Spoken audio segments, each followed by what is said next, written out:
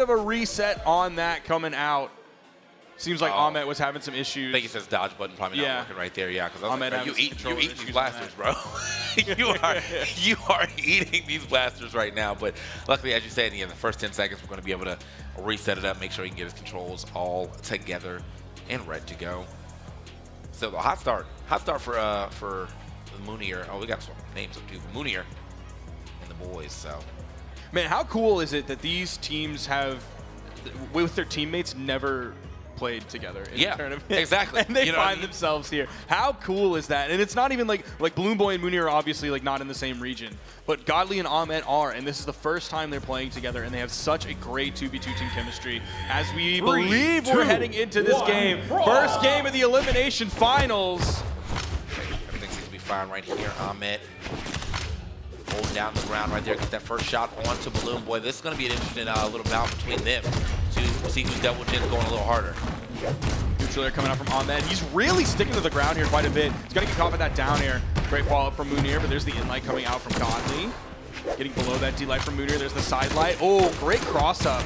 Oh, okay. Unfortunately not getting huge blaster damage. Oh, the weapon toss for both of them. They're going to push Godly way too low. Godly does find the bottom of that wall just barely. It really feels like Bo side air into Moonier's side signature on the blasters is such a good combo. Yeah, I'm seeing them trying to rock that, show that quite a bit. As long as enough runway for him, good pickup for the N-Sig here from Godly. Not enough to get that stock off just yet. Okay, X pivot Nair coming in from Moonier. Oh! Throws out the gravity, or not the gravity cancel, on the ground, neutral heavy, and the in-light once he picks up the weapon. Blue team's looking pretty healthy here. If they can just get the stock off of Godly before not taking too much damage, which is exactly what they do, and they're about maybe halfway through, there's the GCD-like turnaround off stage into the side light from Balloon Boy. Yeah, what an unorthodox follow-up and setup. I was wondering if we maybe we could have time to try to get over there and get that down there and push it back down. But still, we got some damage. That's all that matters. And speaking of damage, we find recovery as well, too. Balloon Boy jumping in a little too early, though, and getting hit with the third hit of the in-light. Can't get that combo to keep going. Uh-oh. More inlights coming out from Moonier. It's so often that he's hitting them, and he's able to get out all of the shots on it. No one on the red team is able to punish him. Yeah, that time I think he actually hit those shots onto Balloon Boy, though, so they did get quite a bit of damage on both of the blue team, and also taking that stock away from Moonier. Moonier on his last now, but so is Ahmet. Godly looking quite hurt on the second. Not as much as Balloon Boy, for Balloon Boy, though. He's looking good.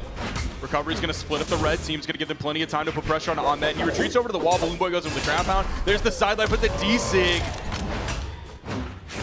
See if they can get this stock off of Ahmet. He's going to go in, sidelighting in. That side sig, nobody home for it though. And now, okay, in-light, going to hit him, push him way off the stage. The weapon toss, and you look like Moonier's trying to call space for him, and now Moonier is going to get saved. And is it really a save? Though it's not a save. It was an attempt at the very least to give him a little more time, a new release on life, but that was cut short by Ahmet. Great down save. Blue Boy looking for the weapon spawn. Here comes the bow. There's the in-light into the in-light.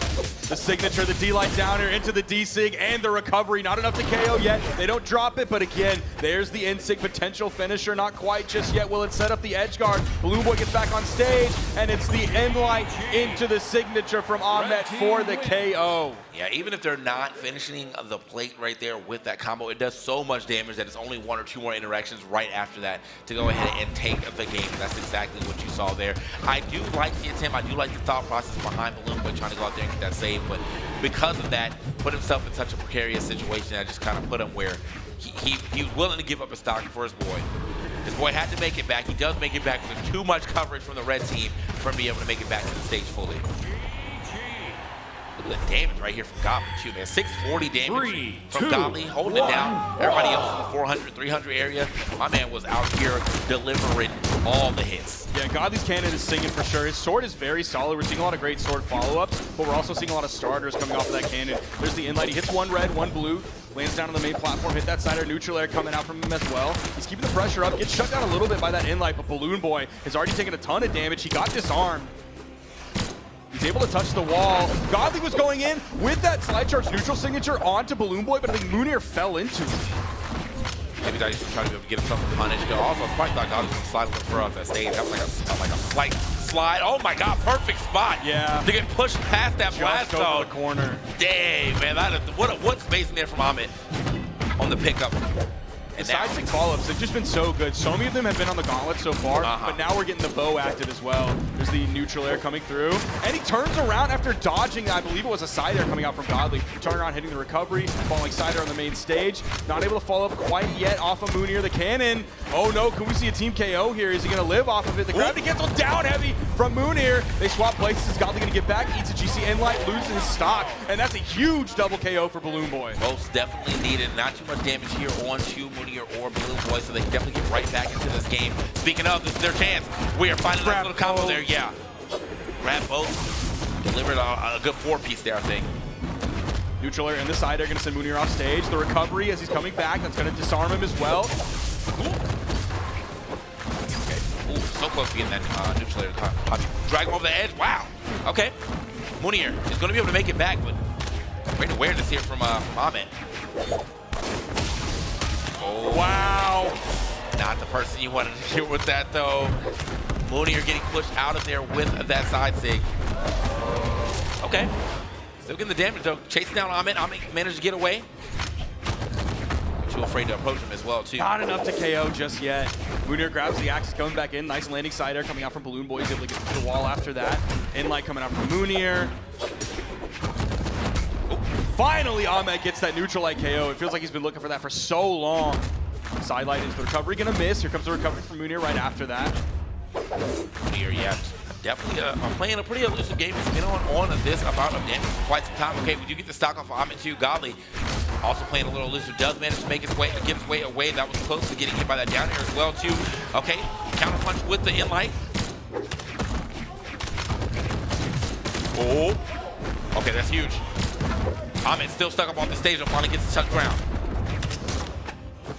We gotta be looking at Godly here. A lot of damage. He's gonna disarm himself with that weapon toss. There's a weapon spot on the right side of the stage. Recovering back over. Another recovery coming out. Hoping he doesn't get caught by those blasters. Recovery. Moonir's in the air. If Godly wants to go that high, he could get caught. He's gonna stay on the ground and get caught anyway by the D-Sig. And there is yet another side sig follow-up from Moonir. And the blue team is gonna take that game. Dude, blue team managed to find these wins out of nowhere, but that right there, that's the tried and true Balloon Boy. His down sigs have been on point throughout the entirety of his top 4, and that one getting him another W. Immediate turnaround into that same combo you were talking about, the side air, and to the side sig from Rick, and that is going to send him out of on that right side blast zone and into the next game. Boom, get him out of here. It's tough for Godly to just barely miss the follow-up off his teammate. And because of that, ends up losing his stock off of that D-Sig, and that leads to them losing the game. Just that one moment of trying to do the right thing and following up off of your teammate and not being able to. Oh, yeah. Taking him really high into the air. He's only in yellow, so he wasn't really in any risk of being taken off the top. Oh my gosh, okay. Huge combo. Now okay. Big combo there at the top. Already got mad damage onto Ahmed out of there. They are wasting no time. That momentum from that last game shifted straight over into this next one. Third game looking pretty nice so far. Stock off of Godly as well with the recovery. And now Ahmed kind of stuck. He's stuck in between them, doesn't have a weapon. Neutral air, he falls on to the bow, grabs that, picks that up. He's side layering over to the left side of the stage. No one's over there. Doesn't get caught by that Enlight from Moonir. There's the side light. Attempts the down air, but Moonir stays high. Nice turnaround side air. That's going to disarm Moonir as well. Side stick coming in from Balloon Boy. Gets punished. Here to the other side. Missed down sig, and still we're getting nice combos as well. Ends up taking that stock away from Balloon Boy. That's a drag now. We're going to try to straight go for it. Oh! Ahmed trying to go get the save and put himself in a bad position. Good save here from Godly, though. Side heavy from Moonir, gets the disarm, not enough to KO just yet. Both members are red over on the wall. The gravity cancel down heavy a little bit too high. Hey, down sig yet again. Oh, his teammate interrupts him on the D-Light. That would have been a D-Light into the recovery for the KO. Could have even attempted the side air. There's enough damage on him. I'm still playing quite grounded here. We do get that stock off Godly there. Ahmed making a great trade on that 1-for-1 KO. He took away Moonir's stock, but that was just his first. That put Godly on the final, and they get the stock off of Ahmed right after that. Now Godly's by himself. In light, there's the side light into the neutral air. Balloon Boy was trying to read the neutral signature that he could get right after. Ooh. Close with it. Okay, reverse recovery there. Counter punching now. Yeah, Moonir just barely getting through.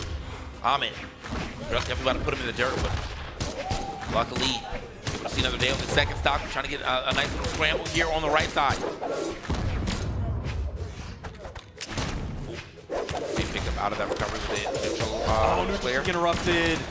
There's the in-light, one red, one blue caught in it. There's the downer. This time it's just on his teammate, sliding over along the platform. In-light's coming out from Balloon Boy, sending everybody up at 45. There's the D-light. That's enough to KO. And it's just over. Says, I'm out, He's bro. just done with it at that point. I've seen enough. Let's go ahead and get to this next game. Right now, Balloon Boy and Moon here, man, the Rick Grimes has come out and is here to stay. It is looking quite polished here as well. They had a hot start right at the beginning, and I think that kind of just set the pace for the rest of this game. Just does it again too, man. That was a pass back up. So he didn't get the stock off of the first neutral sig, but there was a pass up from Moonier, so where he was able to get the sideline recovery right after on the other opponent. Good stuff. That was a huge game from Balloon Boy. 632 damage coming out from him, and a solid 452 from Moonier. But you know the big impact plays that Moonier is bringing to the table. Moonier's going to grab the first weapon. Ahmet's going to grab the red team's next one coming in. It's going to go to Balloon Boy. Here comes his bow. He got the delayed follow-up off the down air from Moonier. I was going to say not again, bro, because there's something about these Moonier down airs are starting up a lot of chaos right here for the red team. Recovery. Recovery. Balloon Boy attempted the neutral air KO off the top, but he wasn't in quite the right spot. He was too far to the right to pick up his opponent. That's going to be an early disarm onto Ahmet. A lot of damage came out. Inlight coming out from Godly, putting out team damage onto his team. He wants to get back to the main platform, but he just can't. Anytime he gets close, a blue team member or Godly sends it back over. Finally getting there, grabbing the bow. Punish on that signature. Moonier over on the edge, trying to trade a 1-for-1. He's just going to get back to the main platform, pick up the axe, goes in with a side signature, but fast falls down out of it. Hits the recovery, KO off the top. All right, now it's all up to Godly and Moonier to kind of hold this stock lead. Godly a little more hurt than Moonier, but still possible to go ahead and find that Moonier and get a nice little punt. Whoa, okay. Mutiny right there with that side down sig, but happens. D-Sig, one of the rare D-Sigs we've seen so far from Godly. He was using it a lot more on Friday. D-Light and Ahmet just comes in here. Tries to interrupt that. We are scrapping off the side right now. Everyone managed to get back to the stage, though. A little scary.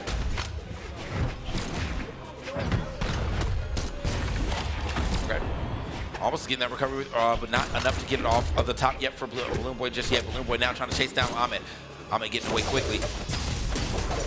Coming up from Ahmet. Yep. Not enough to KO on that one. It's going to be that defense coming in from Moonier. He hits the inlight as well. A couple follow-ups right after that.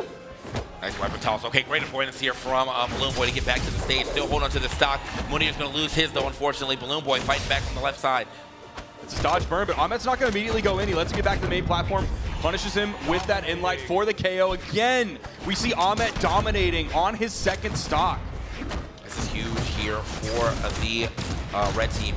Not letting that last game shake them. They just knew they didn't want to try to do a long 2v1, so just gets right back into the game on this fourth, and it's looking good for him. Pretty solid lead. Ahmet. Okay, fortunately, Balloon Boy taking a little 3-piece here. Godly looking for the ground pound.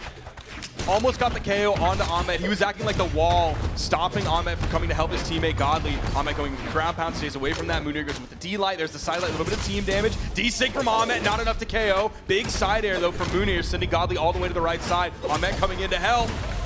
Okay, good pickup actually from the whoa. Okay, Moonier way down here gets the weapon toss. Managed to make it backstage. He's unarmed though, unfortunately, with that weapon toss.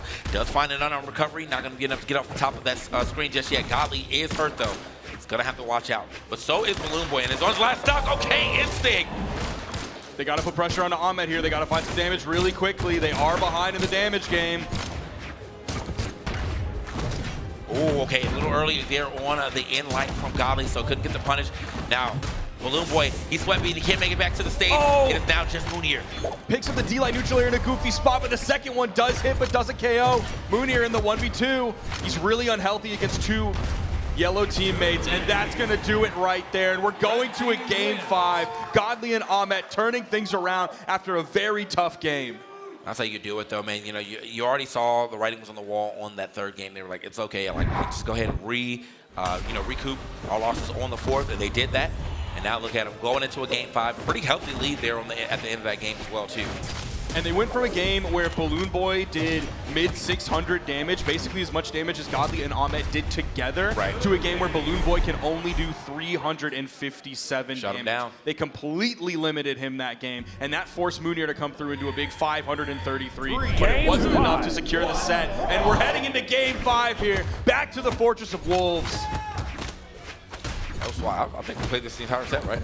Yep. Yeah, no swap here. They believe in this stage right here. Believe nothing about the stage is causing us to win or lose. It's just who's playing better right now. Heart of champions right now. Okay, go ahead and potentially become the champion by getting to the grand final. We'll find out. We have one more game between them right now. A little bit of scramble. Nobody getting too big of a lead. Godly a little more hurt than everybody else on the screen right now. Neutral air coming in from Ahmet. He's trying to take the lead here, give Godly a little bit of a break. He takes a side air. Nice down air to Moonier, though. Turn around side air, but he eats the recovery from Moonier a little bit low, so it doesn't KO. Even that neutral air is not going to KO on the soft platform. Godly hoping to find safe landing. He gets away from the side stick, and a great interruption from Ahmet as well. Just giving Godly a little bit more room. Oh my goodness! Ahmet taken off the top, and Godly might be losing his stock here shortly. Side air. That's going to disarm him. He just goes into the blast zone because he's worried that this is going to happen to Ahmet. The side stick again from Moonier, and the recovery, and the side air. No way! He got all of that, and Ahmet just, I mean, even with Godly trying to leave to come back earlier, the whole time he's just getting bodies blasted on. And look at the damage they were able to do already on that stock. However, might be able to lose this one. No, can't get back down there and try to seal the deal onto Moonier. And that's the sad thing is Godly just picked up that D-Light, but he has to pull out of the recovery or he might have KO'd his teammate. That means they still haven't gotten these stocks off of Moonier and Balloon Boy. Save. The interruption there from Balloon Boy. They're still holding on to these stocks. I don't know how long they can possibly live. They almost get another one with that recovery and the side air follow-up from Moonier. Dude, I know he's playing Devil Gems, but he got the arms of an angel for sure right now. My man, it's all kind of saves popping right there. Finally, Moonier losing that first stock. Balloon Boy, though. Another D-Light Nair. Godly's not able to find. He finds the neutral air right after that to get the KO, but it might be too little too late, TK. I don't know. The Moonier and Balloon Boy have so much momentum on their side. They're about to send Godly on the final. Ahmet's already there. Yeah, they would need a very opportune double. Oh, man. Okay, that's the stock already gone. Now Ahmet off the stage already in a bad position. He's going to wait out until Godly comes back. They would need a crazy double combo right now to go ahead and get back into this game. Hopefully there's something they can find. Godly's hoping to set it up.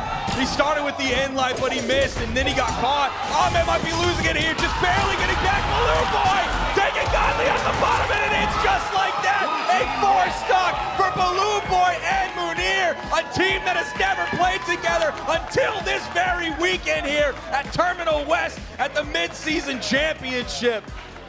Holy smokes! What capitalization on just a small misplay on the left side leads to 2 stocks being gone, and what coverage as well from Balloon Boy and Moonier on that edge guard. Anytime anybody missed, the other person was right there to continue it, just pushing the other team into that blast zone. Balloon Boy, Moonier will be moving on to grand finals.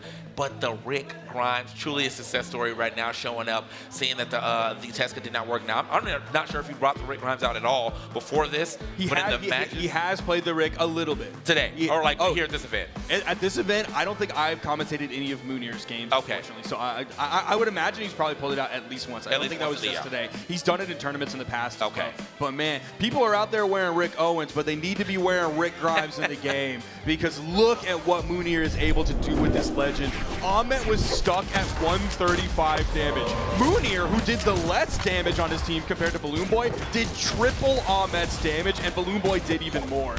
Side sig yet again, the weapon toss goes. Moonier is just unrelenting. Bro. Even the side air, using everything he possibly can, and gets the side air follow-up off of that. How does he go from high and left to be able to follow up and send to the right just like that in the middle of the stage? He's there so quickly. He just said, I want damage and I want problems, and he found them. And that was crazy there. Balloon Boy just straight up turned that all the way around. Everyone popping off for it because the gameplay was looking absolutely insane. Oh! Gameplay is too strong, bro. I didn't even see that. I didn't see that till the replay. They can't handle Moonier. Oh, they can't handle him. That's a beast right there. Yeah, you cannot handle Moonier. Look at the chairs are straight up broken, bro. Get that boy 2 chairs. He need them, man. Look, that's so crazy. You try so to cage insane. the animal, baby. He's going to find a way to break out. They don't make bars strong enough. Man, what a beast. Oh, man. Dude, what an exciting set. What an exciting midseason we had so far. And now we're down to potentially our last set, maybe even last two with the way these boys playing. I mean, a reset would be kind of likely if they can keep that momentum up, but they are going up against the hard-fought team of Flores and kind of, you know, a team that's been teaming for quite some time. So obviously there's a little more chemistry there, but I won't even say that really matters too much because the Balloon Boy Moonier chemistry feels like they've also been teaming for quite some time. Now, Flores and kind of were the ones who sent them down. They did it in the upper finals. It was a Game 5 situation. So let's see if they can push a little bit further this time off of the momentum that they just built from that last set. Let's see if they can keep it going. Yeah, and if you think about it, I mean, you know, mathematically, it wasn't until the Rick Grimes came out that those wins. So they actually have 2 wins, 1 loss than Rick Grimes. Okay. Think about it. Okay. Think about it. 2 wins, 1 loss. That does not a best of 5 make just yet. Okay, but I'm just saying the statistics might say that the Rick Grimes could make it happen. If they start Rick Grimes. It could. And I think if the Rick Grimes get bodied for 2 games straight, I don't know if bringing the Tesca back out will make the same results. Yeah. But I would probably try it. Yeah, I think you're right. I think you definitely start the Rick here. Man, this is going to be a really fun game, and we're going to see 4 distinct legends here. We were just seeing some Zariel on both sides of things in the Ahmet set, but now we're going to get 4 distinct legends coming into this. I'm wondering like who they really need to shut down though, because like I think, you know, when it comes down to it, Laura's the one thing I always give him. He's so elusive. He's so hard to hit, and now he's playing on Ada, who's not only elusive, so hard to hit, but has these huge swing and hitboxes whenever he decides to draw those down sigs, which he loves. And they have been hitting, and they've only been getting punished. I think they started getting punished later into that set, but at the beginning or like the first 3 games, he was throwing them out, nothing happening. Yep. You know, if he hit it, cool. If he didn't, everyone was too scared to even try to swing at him. So that's going to be the person I think I'm looking at for the team of Balloon Boy and Mooney to try to shut down. That doesn't mean that, you know, even if you shut down Laura's, kind of won't pick up the slack. I think just off my head at the beginning, I'm thinking if we can shut down Laura's, it is going to make it a little harder for that team to really pop off the way they want to. So I don't know if Laura's like mindset has changed, or if this is just something that I have seen and am making up in my own mind. Is back when he was playing on Kaya, you have a low strength but a higher defense legend. So maybe you're going in with a mindset of like, I can get hit more, right? Hitting is something obviously I'm going to do. It's the game Brawlhalla, that's the point. Right. But I can also take a lot more hits. With Ada, you got to change things up a little bit. He is playing defense, so he is getting some more defense there, but you also bring in a lot of strength. So he's like, okay, my hits do a lot more. Every single time when I get a hit, it does so much more. I have such a higher chance to KO. I don't have to like serve them up to Kaina or wait for Kaina to serve them up to me for my D-Sig to happen or anything. I can make those things happen on my own. And so he can be much more active independently than he was previously. Not necessarily that he was like a support player or anything like that, any hard role like that for him, but I think definitely the mindset and the momentum and the pace has changed to where he's more active independently while still looking for those support opportunities, those serve-up opportunities, those follow-up opportunities whenever they come. I think he's much more self-sufficient on Ada. For sure. So, I mean, it's Ada. You know, I get it. You know, that's why she's kind of came back into popularity so much, especially with the super stances, and they've been paying off great dividends, you know, all the way into the grand finals, where he's just kind of waiting for, I think, I see them over there, but Balloon Boy and Moody, get a little small break, you know. Y'all deserve it. Go get a water. Just take a sip. All you need is just a little sip. Just a little sip. You got a hard set, just take a little sip. You know? Balloon Boy Moonier is going to hold it down for the lower side of things, elimination side of things, but they have to try to reset the bracket here against Laura's kind of so. 50-50, that's what I wanted to see. Yeah. That's what I wanted to see right there, man. 50-50 right down the middle. We don't know who's going to, okay, well, you know, maybe a little extra, but still close to 50-50 is what I like to see. I mean, you got to give him that mid-season champ boost. Yeah, true. The 5% boost right there a little bit, but yeah, I see them making their way back to the stage, hopefully with a more reinforced chair, make sure our man don't pop out of it. I know the gameplay was that electric, that explosive, but you know, you gotta keep my man seated.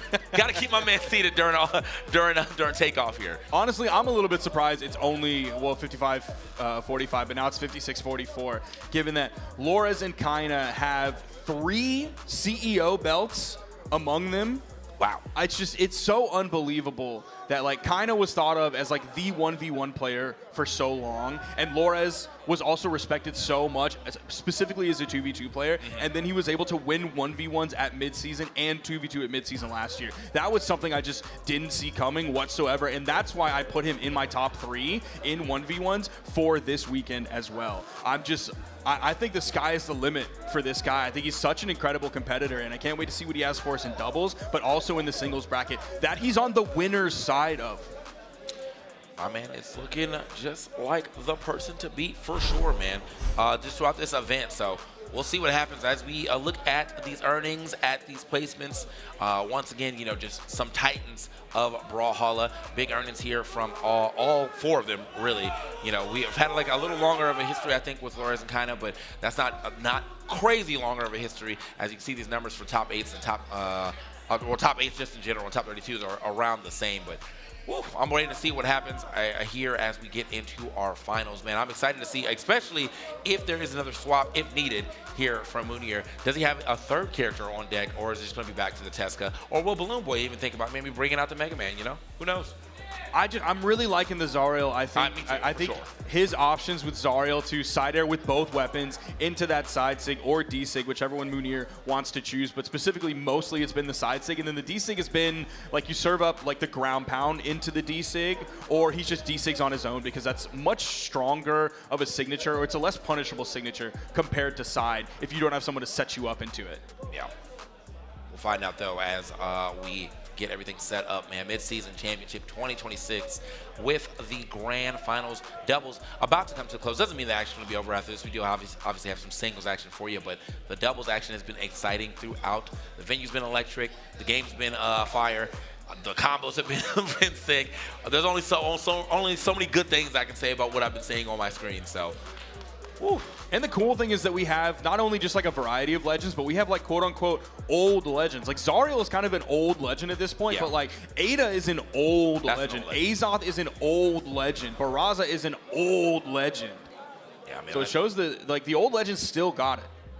What was that? With the axe? Was the axe bow? I mean, those came out so long ago, bro. Yeah. Axe bow, yeah. Those are some ancient weapons as well too. You know, we got the technology now coming through now on the shotgun. I'm sure there's going to be some other cooler reveals. I'm not sure what we're actually getting for BCX, but hey, always stick around for a BCX reveal because it's always insane. We got a pretty sick reveal here already. Shrek coming to Brawlhalla. Come on now. I can't believe they got Shrek, bro. That's insane.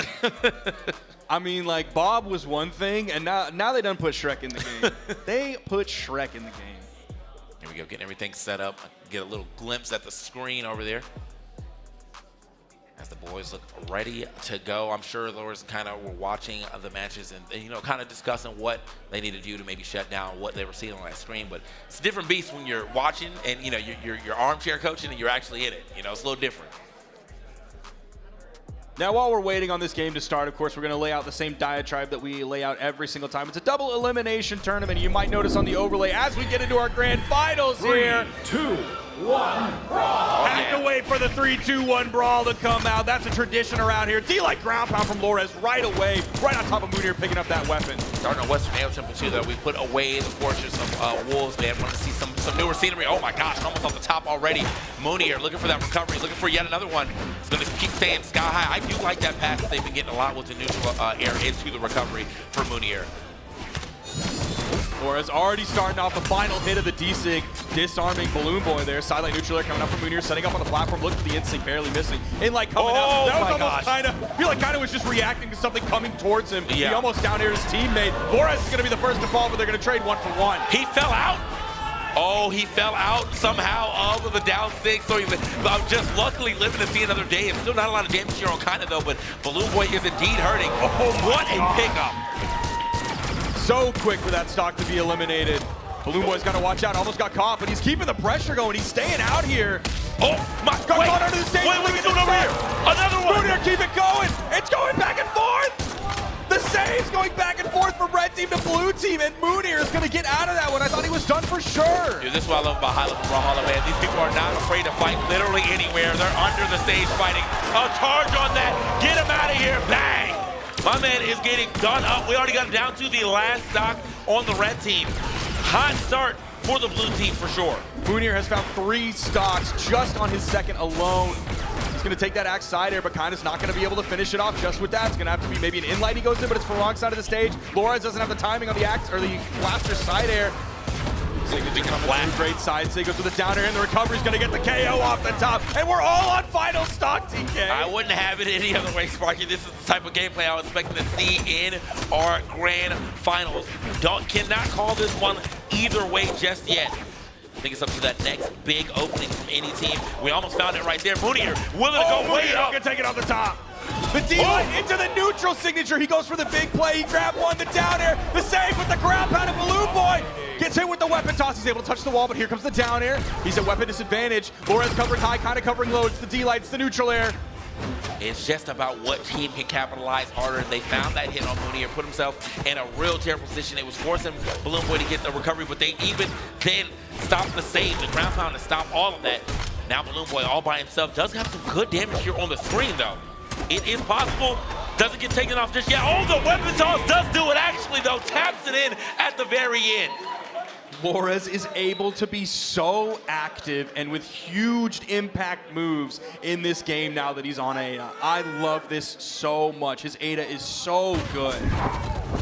Dude, I can't believe it. This game just went so back and forth. I really could not tell you who got that W. It really just came down to the fact that the red team got their opening before the blue team did. The send under the stage, the sidelight, he down airs his teammate, he down airs Kina, and then he gets sidelighted under the stage. That was so wild. Good double weapon toss, so they covered so many angles with that, with those weapon toss. So first game going over to Lores and Kina. I mean, the damage numbers are not going to tell you how close that game actually was. They did just find a great spot to turn that game all the way to their side with getting that that last stock on the Moonir.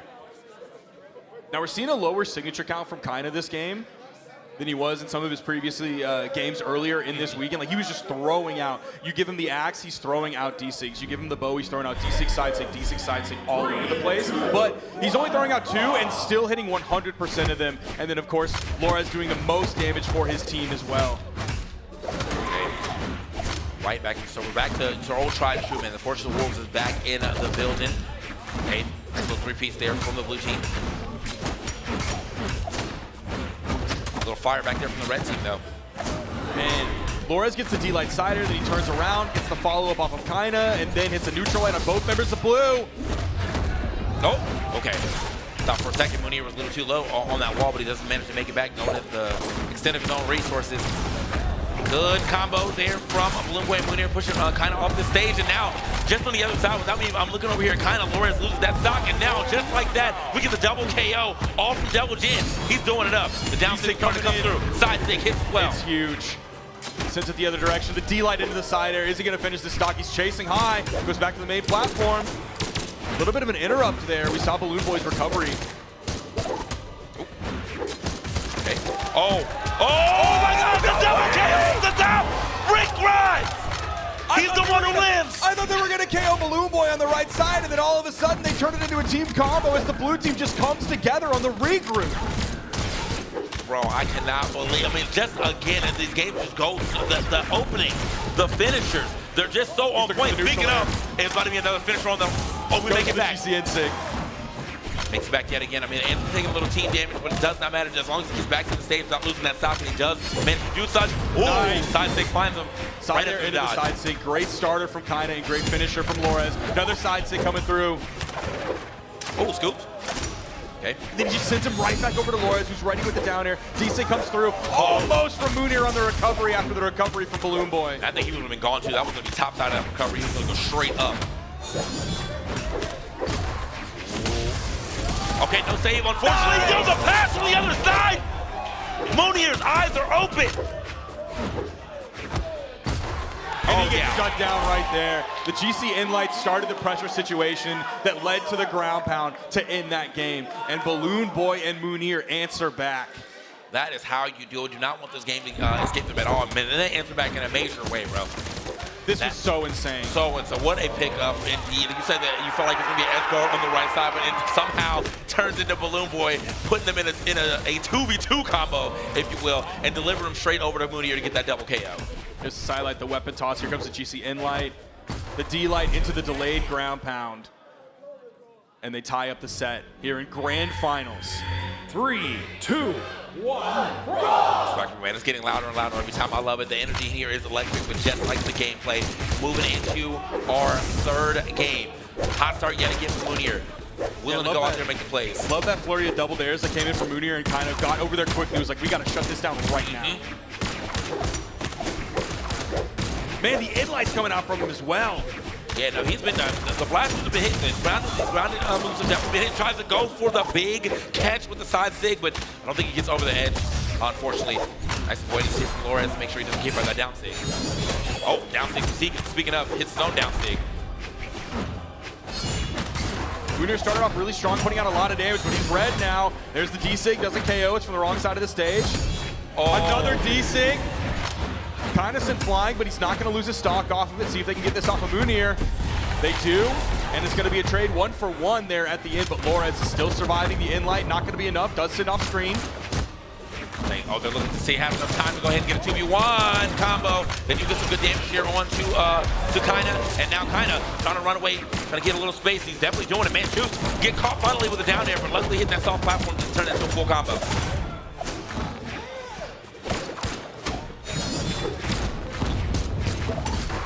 Recovery coming out, it's going to disarm Moonier. He grabs the axe very quickly. Another D-Sig coming out from Flores. He's just weaving those in constantly. Back onto the top right there, Moonier. About to lose that second stock already. I didn't see him taking all this damage. I thought they were looking at Balloon Boy a little more, but he's already in the red. Speaking of, though, we still have a chance to maybe get things Good pull lead. out there.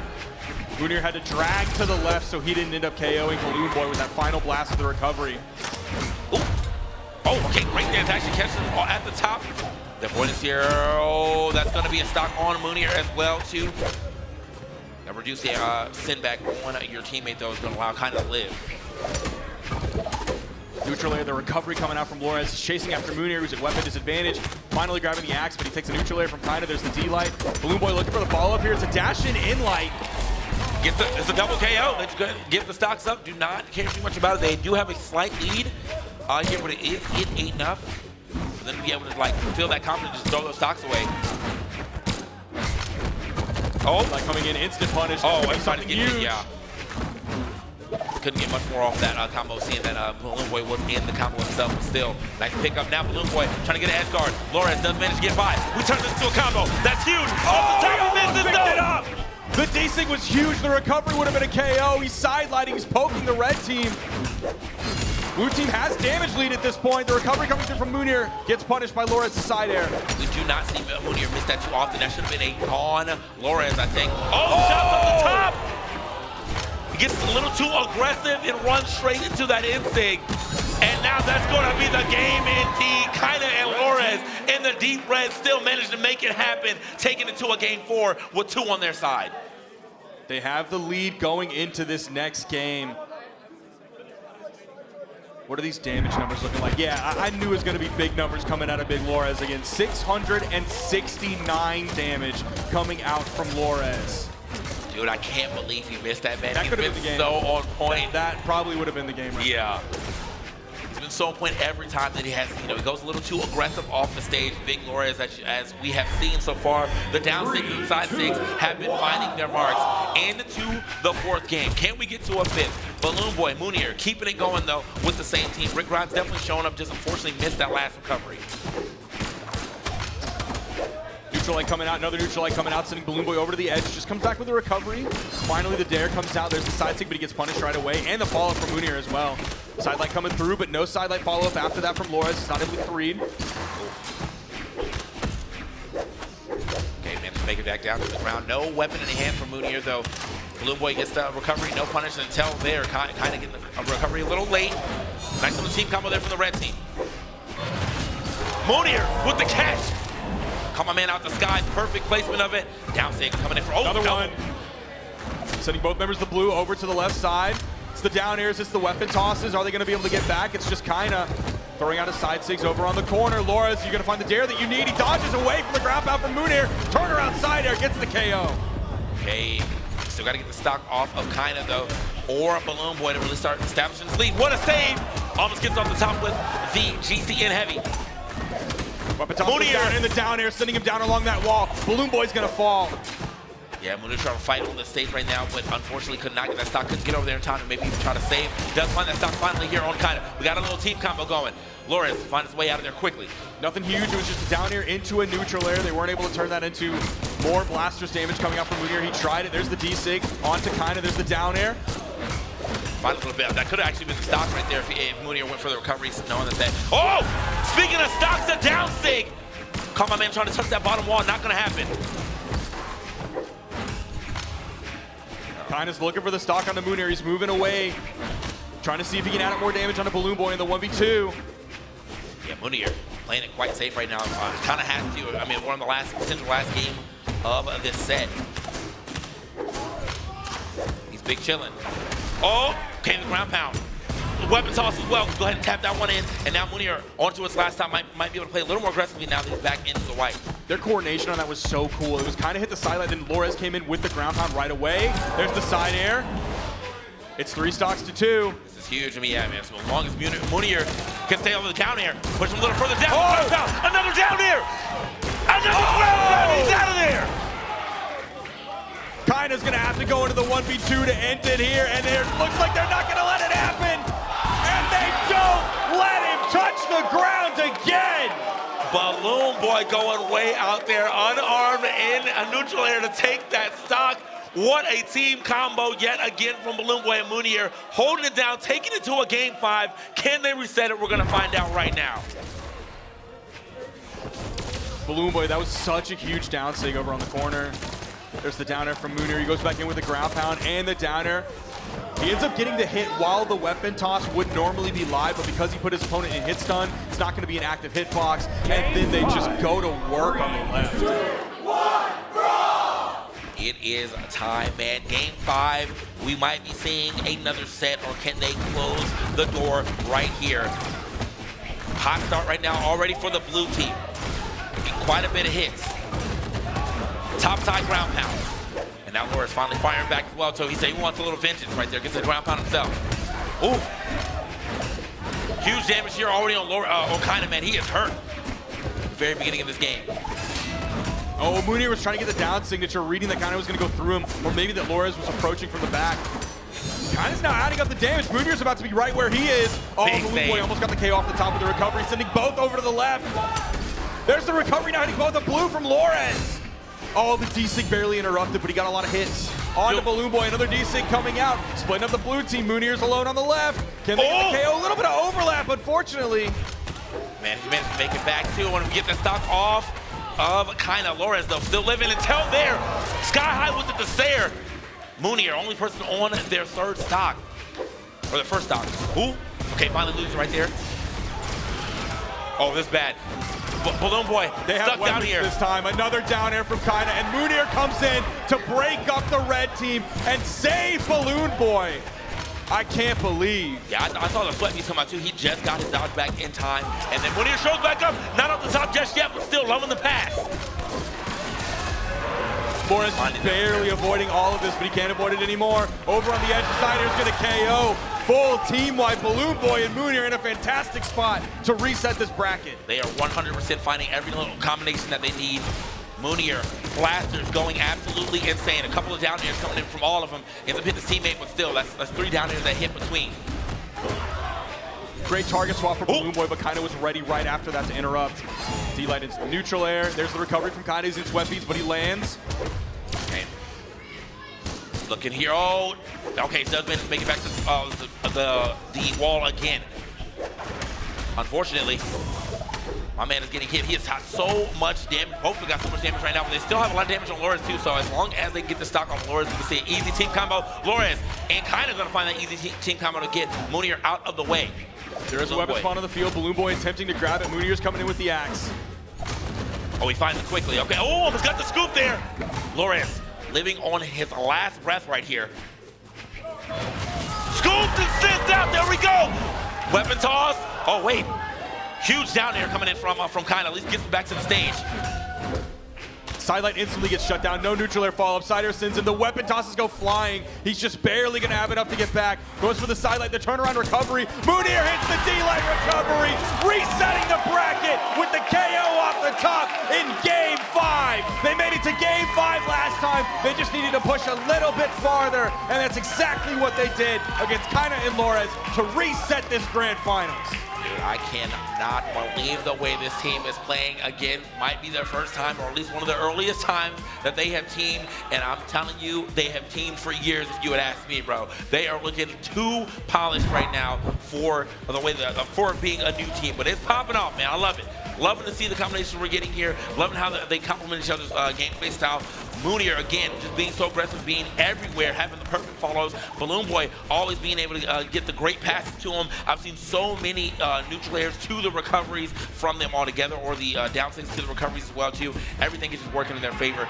Game 5 goes to them. Can they do it again in the second set? We're about to find out. Those blasters in lights, the blasters down airs, that gives so much time for Balloon Boy to react in a manner that makes a huge impact and changes games. That is like the blessing of playing with such a strong blasters player, is that you get those opportunities where it puts your opponent in hit stun for so long. It is like, come on over here, man. Yeah. You can be a part of this now.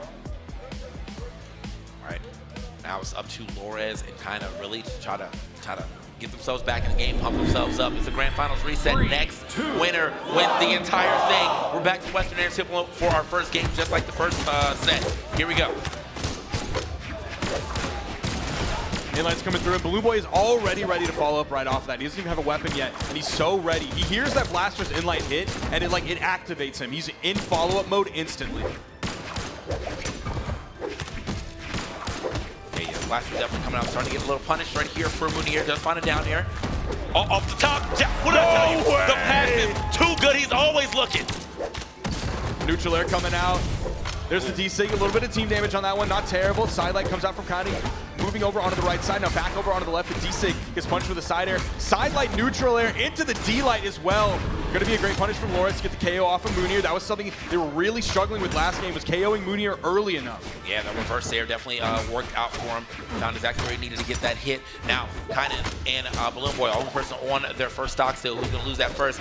Balloon Boy trying to make it beat Kaina. Oh, big stomp right there, ground pound. A down air hit as well. We're still going. Oh! Balloon Boy shuts it down. The continuation that the blue team has to get that stock. Balloon Boy was so hungry for that. Dude, I can't believe, I mean, that is how you turn that thing around. He did not care if he was in the deep red. He said, I'm still going to make this play, and the play was indeed made. Now, Moonier got to be a little more elusive while Balloon Boy is coming back. Takes quite a bit of damage there on the incoming for Balloon Boy, but so they got a stock lead. Hopefully they can hold that on to that for a bit. Good punish. Almost got that turnaround. That would have been clean. A GC turnaround down. Sig would have went crazy there. He did have his dodge back in time to get away from the side air from Lores. Did get hit by the second one though, bouncing him off the stage. Moonier, he's looking for it. You saw him GC D-Light off screen on the top, just in case someone was up there that he could steal a stock from. Still losing, we end up losing that stock from Moonier. Now, a lot of damage being added up to Balloon Boy right there. Another down Sig is going to find the mark. Gets kind of out of there. Inlight coming out with the follow-up from Balloon Boy. It's just that GC sidelight a little bit too high. Comes in with a side air, goes to the GC N-Sig. Okay, down air, gives himself back to the stage. Little chip piece as well, the down lights of recovery. Moonier looking for these down airs yet again. He does find one here. Oh! I wasn't even looking over that. I was looking at Kaina, man. I also got diversionary tactic, and immediately that stock off of Lores. Kind of stuck yet again in the 1v2. I'm surprised Moonier didn't go in for the recovery off that, even just to try it. I guess he was afraid of the reversal, but yeah, he's got like, you know, he's not damaged that enough for, I think, for him to be that afraid. But regardless, though, we're gonna find it again right after this. Big pickup, bang, get him out of here. That's the first game going over to Moonier and Balloon Boy.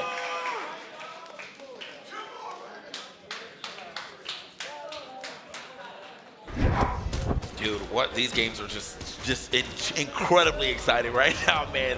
The highest level of Brawlhalla being shown to us. Everyone in disbelief in the crowd. I love that. Yeah, I mean, you just have everybody being so active. Everybody just wants to scrap and wants to fight at every moment. You want to fight off stage? Yeah, let's do this. I'm gonna go in off stage. I'm in red. Who cares? Let's fight off stage.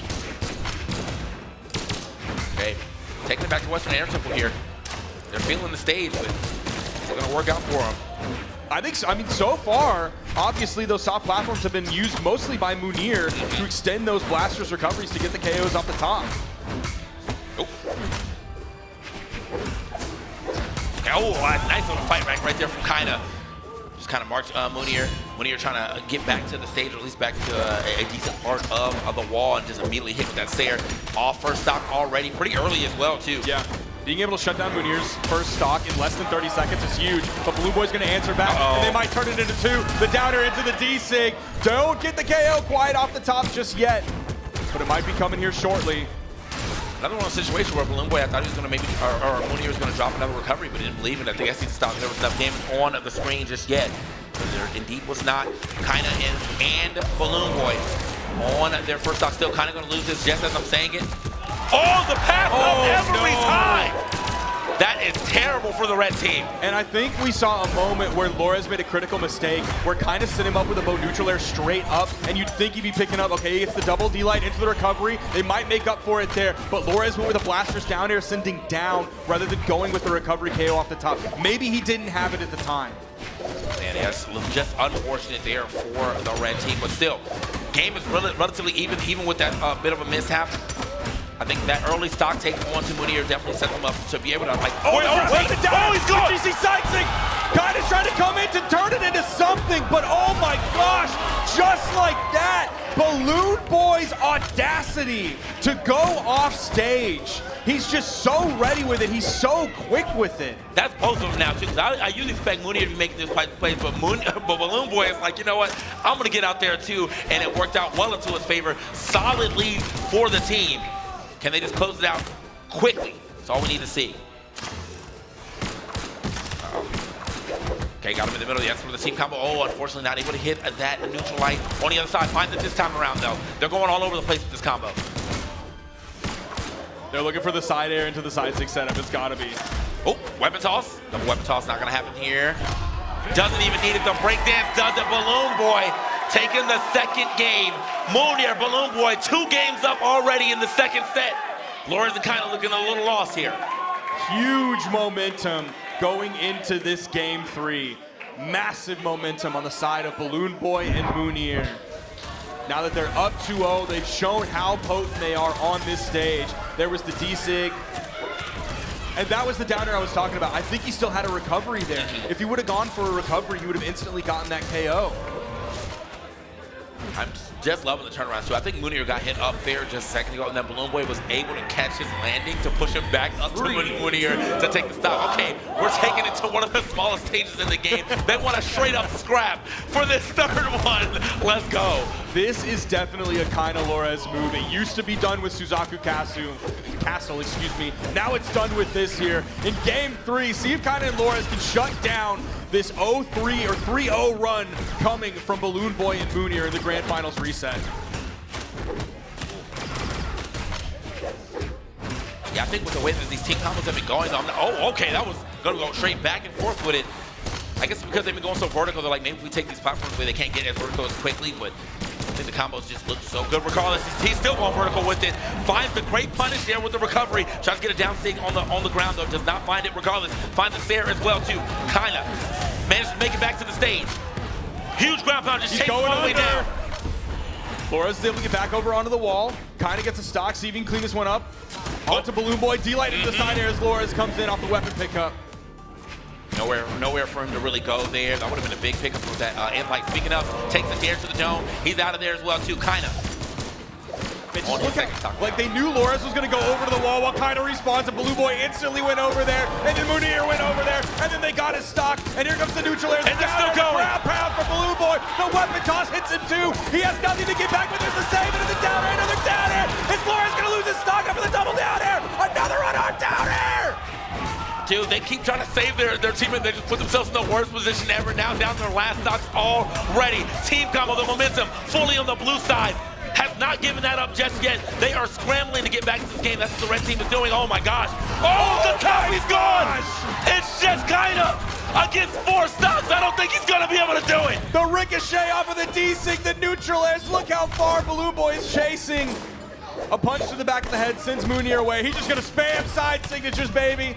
He can taste the victory. He can taste the 3-0. He's gravity canceling him, burning his dodge. He keeps throwing him. Whatever, who cares? You can have that stock. We don't need it. Oh, wait. Okay, goes for the downer. Not going to be able to hit that. Now we have the axe in hand. How you trying to finish? Reverse instinct, not gonna hit. Off the top. Oh! There it is! And Balloon Boy and Moonir with the craziest comeback to be your mid-season doubles champions. A 3-0 in the grand finals reset to put the two-time back-to-back midseason championships in the dirt.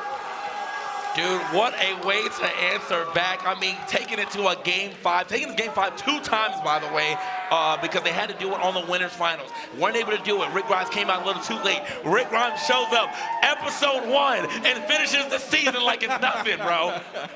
Oh my gosh. And that is 5 wins in a row.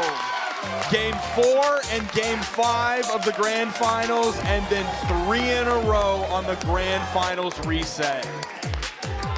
Dude, man, the game, again, first time, I don't know if it's the first time, but it feels like definitely the first time ever this team has seen. And off that, they immediately get a goal, first place. I need to see them at BCX.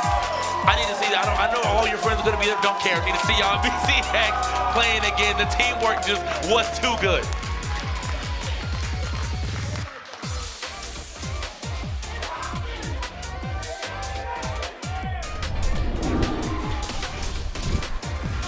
Let's look at some of these replays. There's the in-light into the side air, the down air, the D-sig.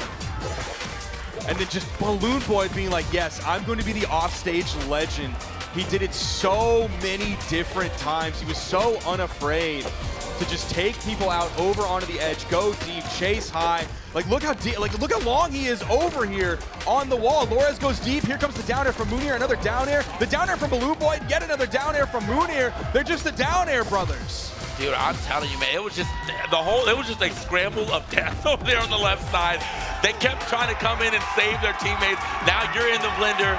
Your teammate dies. He comes down. He tries to save you. He's in the blender now. It just, the whole game just kind of fell apart on that. It is unfortunate. I mean, you're doing the right thing. You want to go save your teammate, but when they were edge guarding that well, it just became a death trap. And the biggest win that Bread Mafia has ever had. I know they're stoked. I know they're stoked for this one, but we also have someone else we want to welcome here to the stage, back again. Welcome back, Win-An, after an amazing grand finals. Wow, that was crazy. My heart is still like beating way too freaking fast here. It was electrifying. Like, oh my God, the grand finals, the reset, the 3-0. What? And then just feeling this crowd over here and how they've been cheering for their boy for this. Oh my God. I'm just taking it all in. I'm still processing. Like, you know, I'm still processing what happened here. But that was incredible. What a doubles top 4. Holy cow. That's all I can say. I'm just happy. As I said, I wanted to see these teams perform well. We had 3 like newly paired teams, and now one of our newly paired teams is showing you that it definitely can be done. You don't need the years of practice and work. You just got to know you just got to be able to click fast, and they clicked extremely fast, man. Just the gameplay looked like they've been playing since the womb, bro. I don't know, bro. It's just like it was that good of teamwork here from Balloon Boy and Moonir. I'm happy to see my boys have made it to the top. I'm sure my man Slumbo is somewhere around here happy as hell. Yeah, he's right there.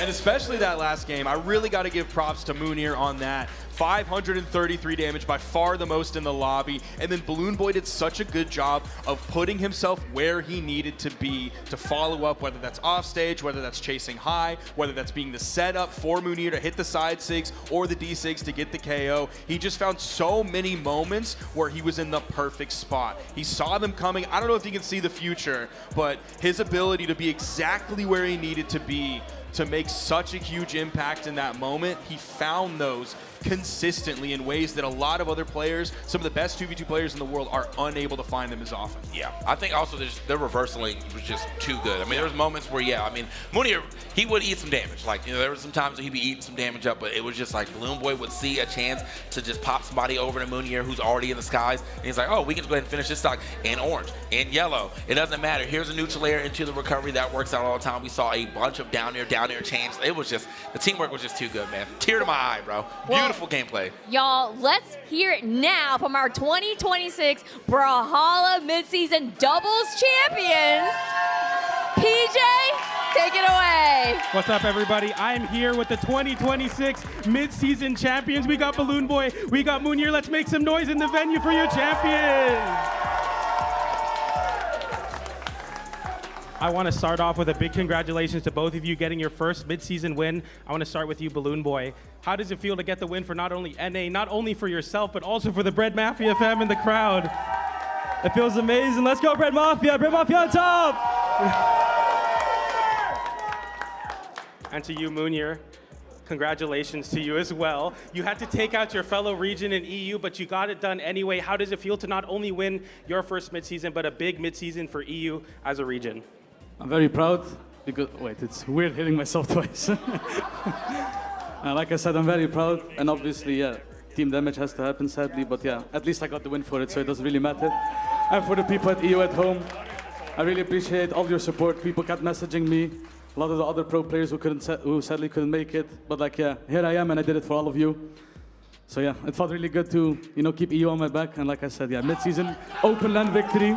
I had the Summer Royale win before, but that was a close land. Now I have an open land victory, and it's 2v2. And I'm still in the ones bracket, so who knows what's gonna happen. All right. Got a little teaser of the 1v1 bracket. Balloon Boy Munir, your grand finals, I think, was one of momentum. 4 games unanswered in a row. You just completely dominated in the reset. When did you know? Did you know as soon as that game 5 ended that you were winning this tournament? I didn't know we were gonna win, but we knew what to do. We had the comms going. We communicated with each other. Communication is very key, and we were just talking to each other. And we made it happen. So yeah. And Munir, did you feel it after that grand finals win? Yeah, like I said, whenever I saw that we had momentum, I told Balloon Boy, like, yo, if we can win this one game and the second game, why can we not win the whole set and just take everything home? I told him to just...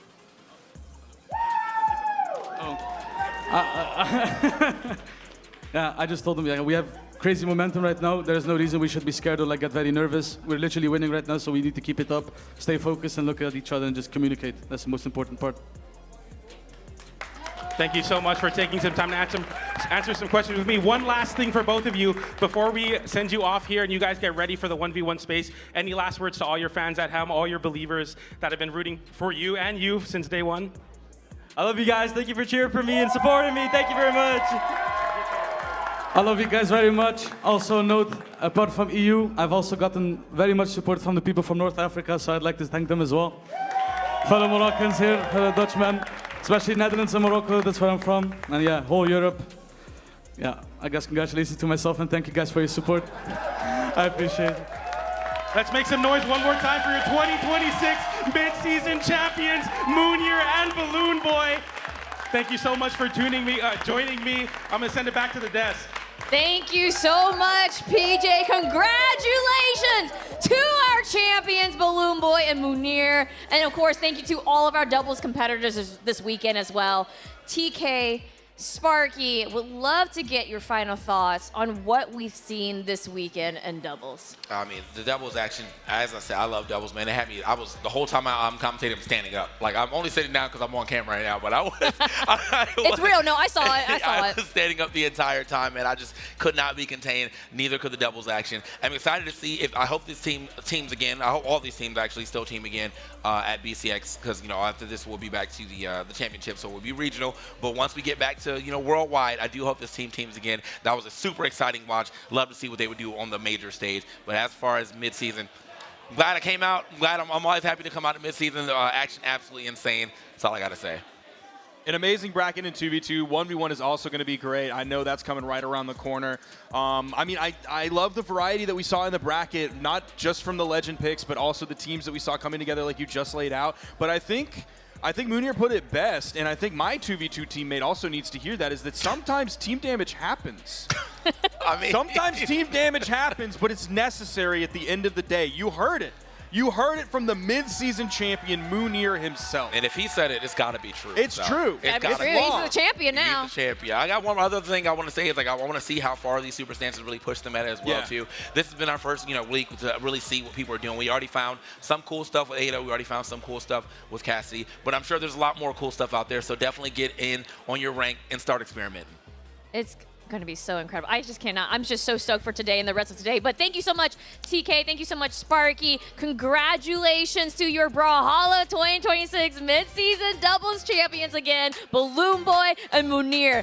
We have our singles top 8 coming up shortly, but first, a special show match featuring Brawlhalla's newest legend, Oris. We'll get into that right after this short break. Don't go anywhere.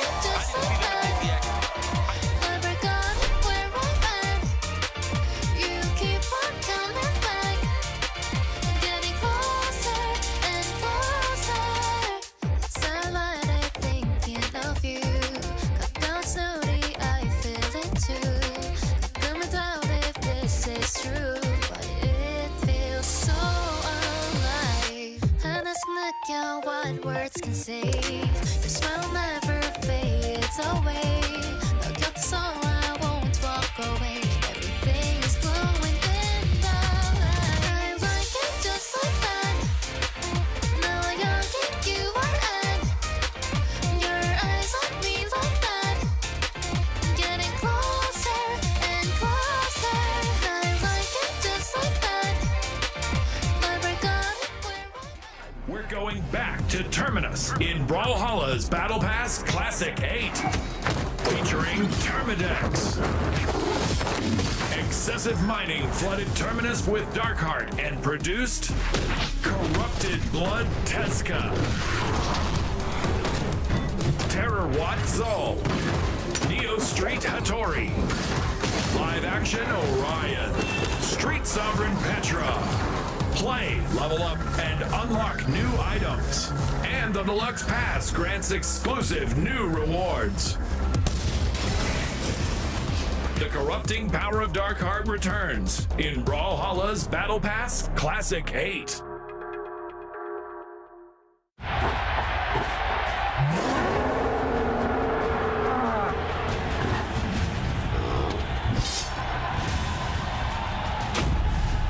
Victor Semper Ego Sum. I don't chase victory, I claim it. Yeah! You fight well, just not well enough. My chakram strikes with blade and shield. Your glory is earned, but I intend to take it.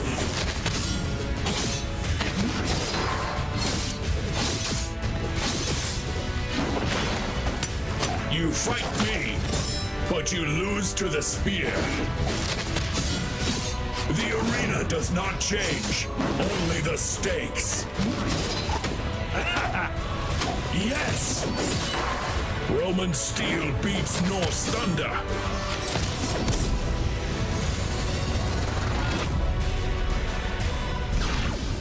I have not come to join you.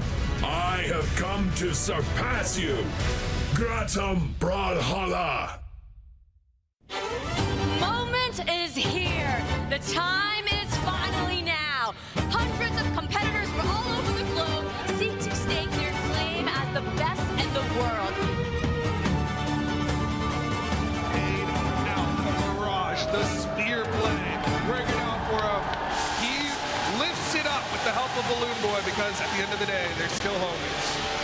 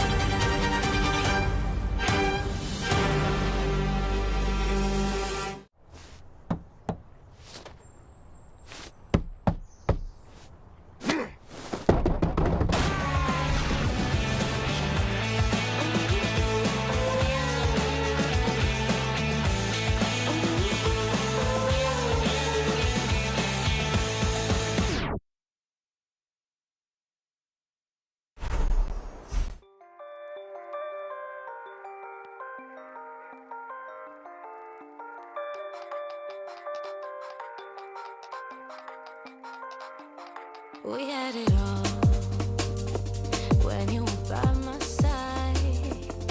We've given up. Was it a waste of time? You got me acting a fool now. I won't be chasing for so long. You got me high on emotions, and I just look at what you've done. Love ain't easy. Got me down. Welcome back to the Brawlhalla 2026 Midseason Championship. Balloon Boy and Munir claim the doubles title. We have our singles top 8 coming up shortly, but before we get there, we have something special for you. A show match between Zolki and Zavanoia with the Brawlhalla's newest legend, Oris. And for the first look at this gameplay, I have some new friends helping me out here on the desk, and that is Polly, Dara, and Walt. How are you folks feeling today? Polly, I know I see you're very much enjoying our crossover, our new Brawlhalla. Well, I'm doing amazing. Of course, after the final 2v2 match that we were just able to see, no words. No words. Yeah, Well, you gotta watch the stream back. If you weren't there, you weren't there. If you know, you know. All right. And Dara, how are you feeling? I'm feeling pretty good. Yeah, no, twos was amazing. I do want to talk about like the new legend a little bit. The new legend looks super sick. The signatures, I'm getting like a little bit of like a Dusk vibe going on, especially that spear signature. Hopefully we'll get to see a little bit of that going. I'm excited to see the new legend. I'm excited to see the new kit.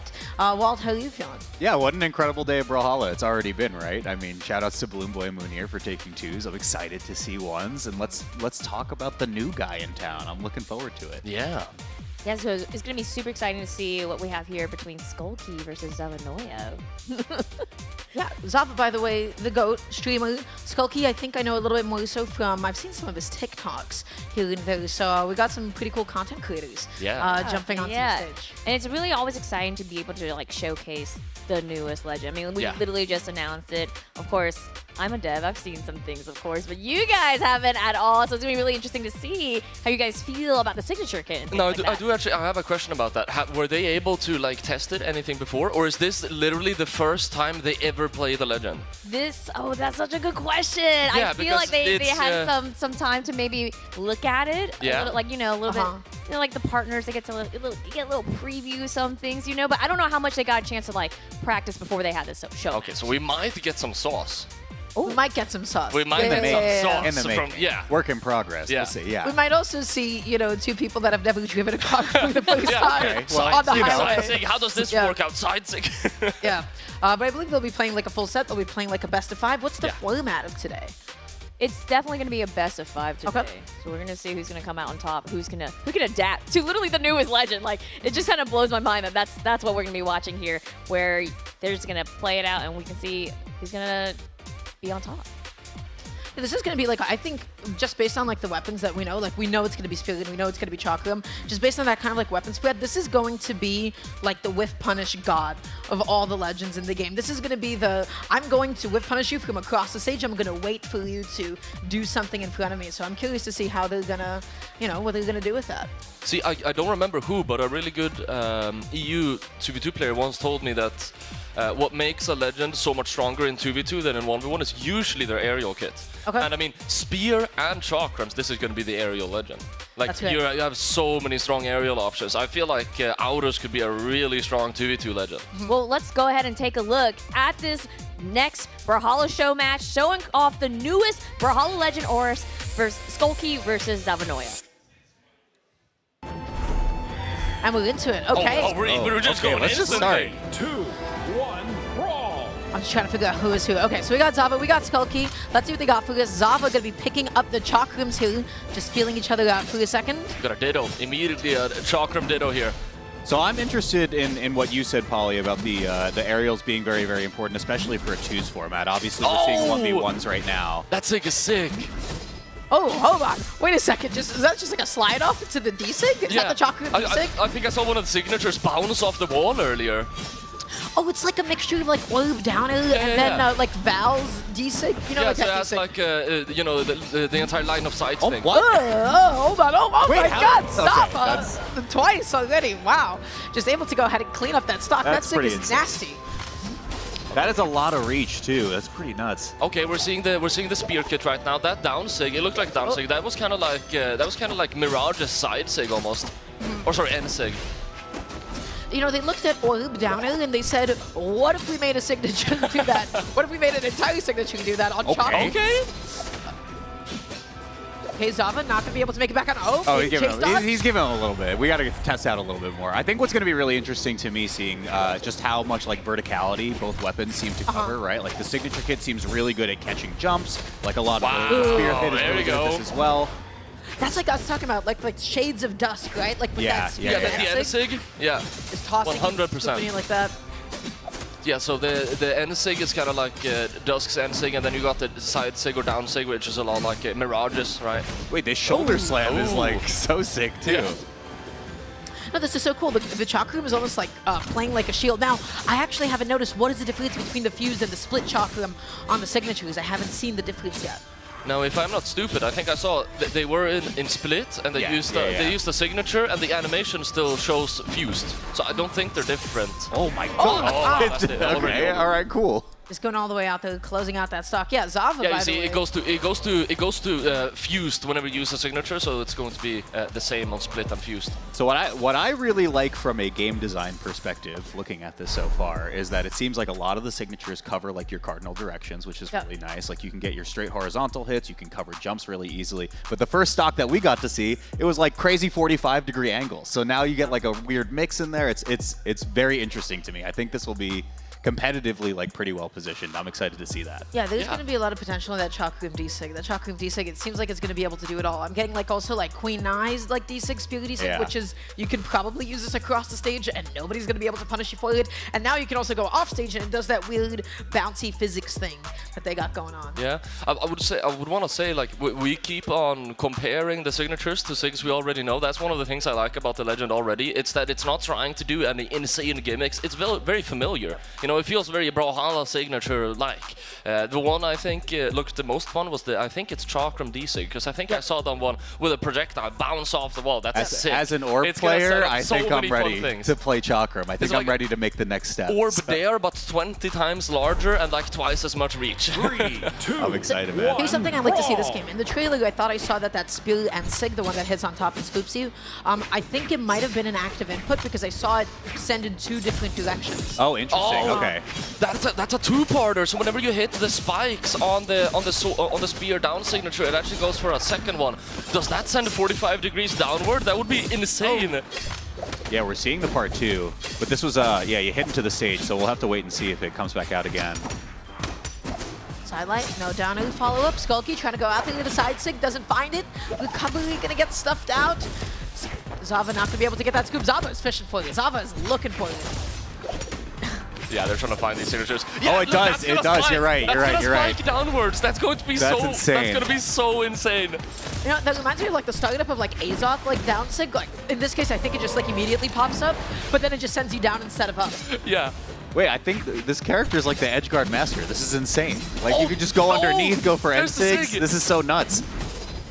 Dude, that one's so cool. It's so height dependent. Each time that you go through the D-Sig, right, it's just like doing something completely different relative to where you are to the stage. I just gotta see, can we give a massive shout out to Zavanoya and Skulky? They knew this is a new Legend. They're like, we understand the mission. We gotta sig as much as possible. Like, we show off what we're here for, man. They're giving us and all the players, the competitors, their viewers, they're giving us as much information as possible. What? Okay. Okay. Skulky getting so aggressive with it. What an amazing reversal off stage. This is like fascinating to me because when chakrams were released too, like I remember so many of us were talking about the split chakrams being such a problem for like off the top KOs, right? Like the verticality that you get from it. But now we're seeing these like side to side opportunities, especially with that side signature. It's really wild. Okay, Zavanoya, you're kind of trolling with that signature. I don't really know what you were thinking that was gonna hit. He's feeling Skulky out. He's like, oh, no way. Okay. My bad for doubting you, Zavanoya. That's not the direction that I thought it'd send him in. That N-Sig, that slide charge N-Sig, that was pretty crazy though. Skulky looking to pick it up with the GC N-Sig, doesn't find it. D-Sig on the platform. Oh! Okay. What was that? Side sig? That's so much range. Yeah, that's fire, bro. Oh my gosh. Now I'm telling you right now, you know, depending on our chakras. Wait, look at this clip. Look all the way down there. Yeah. Oh, this is like this. The side-to-side possibilities are just so insane to me. Sorry, you were saying. Huge. That's like a Loki side sig almost, you know, like you just going all the way out there. Yeah. And just jumping after them. So pretty cool stuff. Now it's going to be 1-1, so they're giving us lots of games to go ahead and look at. But what I'm really noticing is I feel like a lot of these signatures, they don't feel like huge commitments. You're not, besides, I guess, the Chakram side sig, where you're charging in almost like a shield bash, it looks like. You can do most of these from like a pretty good distance from your opponent.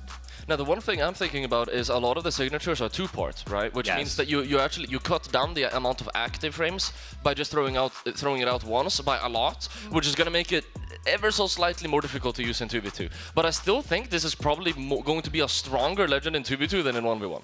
The 2v2 opportunities are so insane. I'm still thinking about that Chakram D-Sig. That is something that you can do behind your teammate. Why it goes up and diagonal down, and then your teammate's just there and chilling out. Also, that kind of a D-Sig, that's something that you can do really well, the Spirit D-Sig, that is.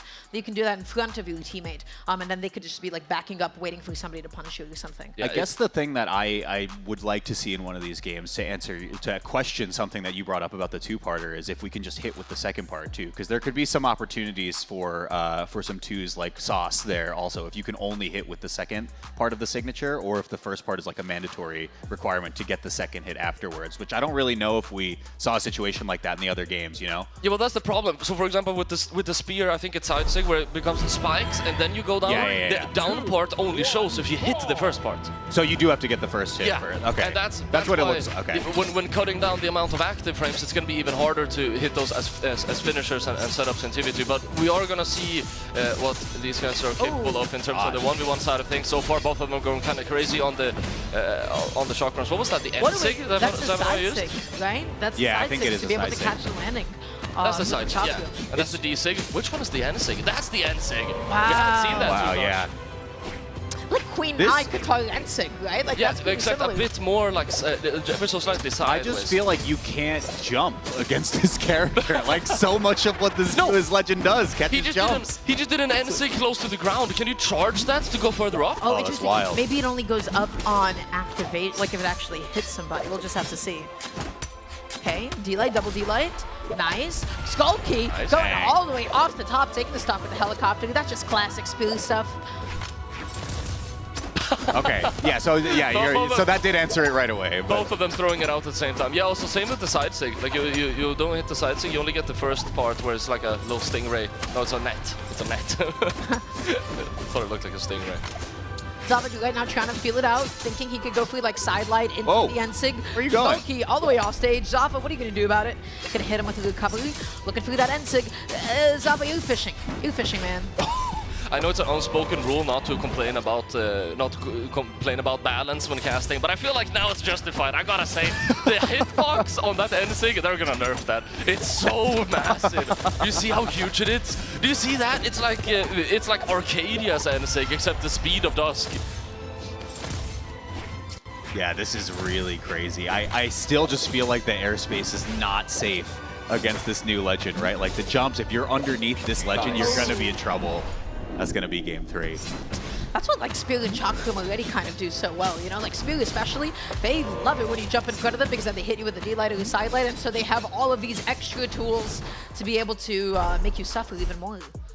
I'm pretty sure the N-Sig you can charge it to go further up. But because we saw it on 2 replays and once it didn't go all the way. Okay, I need this. I need Aurus in training mode right now.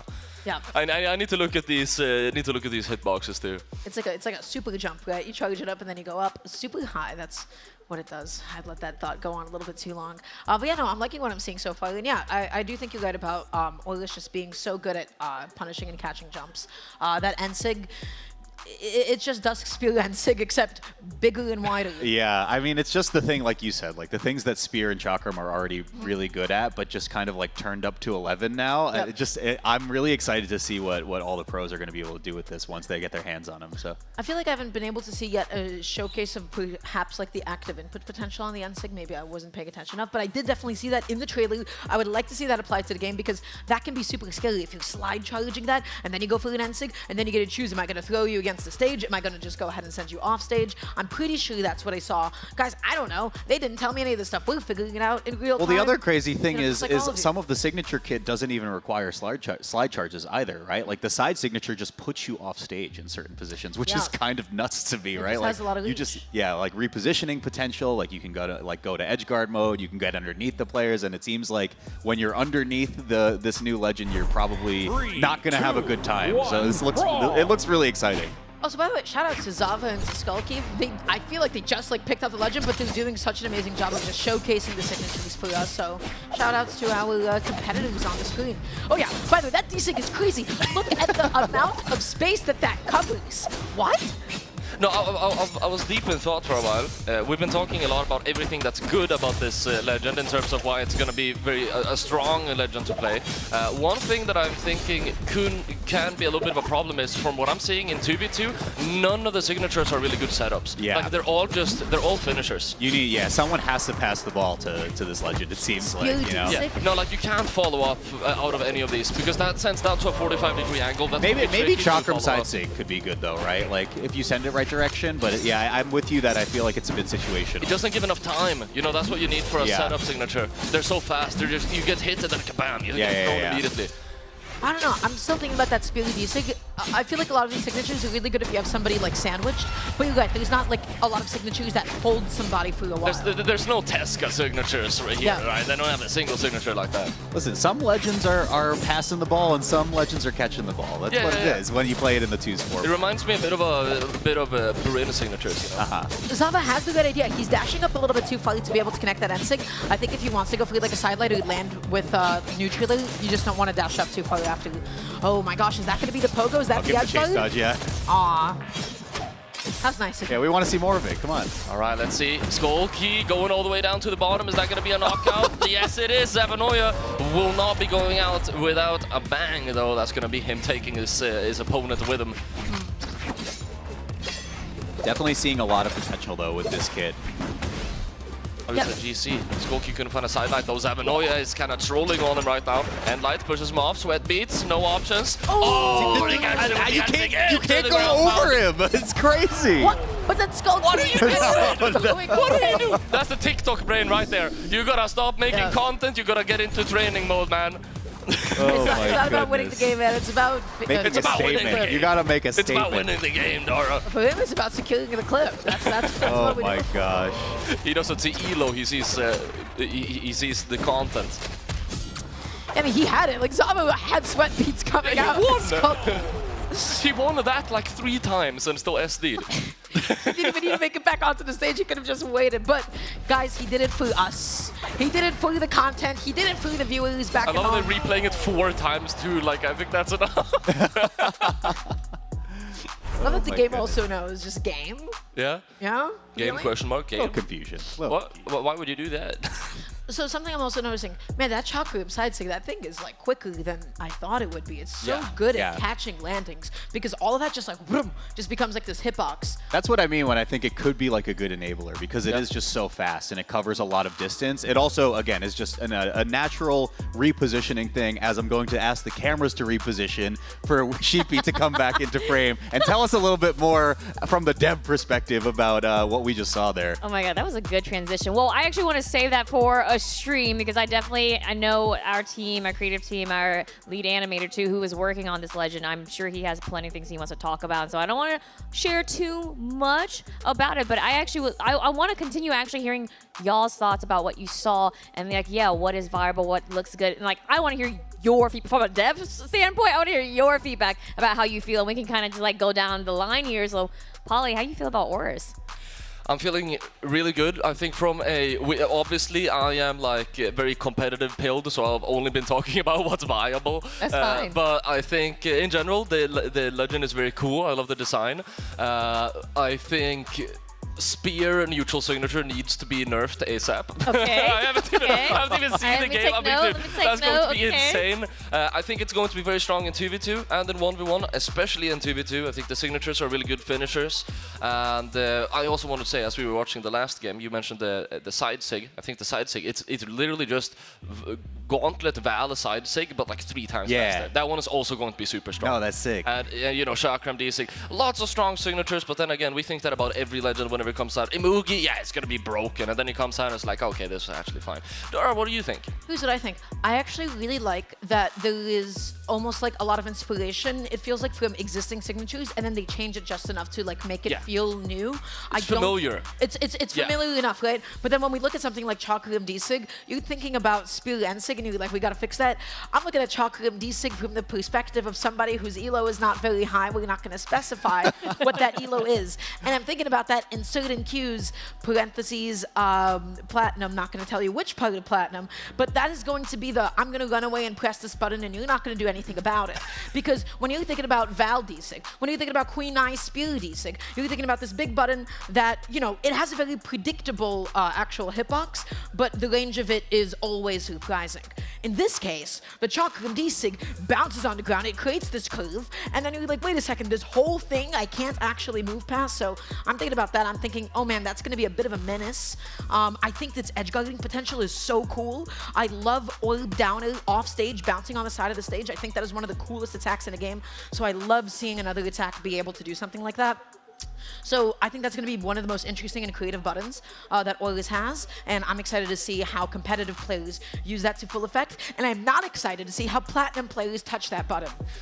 I do have a question for you, Sheepy. Oh, boy. But Walt, do you want to go first? I was like, Sure, yeah. I mean, I'm in the similar boat to Polly in that I like competitiveness, but I'm also a YouTuber, gosh darn it, and I care about what's fun. And this legend looks really fun. I think it's going to be a very, very good time for people once he's released. Listen, like you took the words right out of my mouth with the Chakram down sig, right?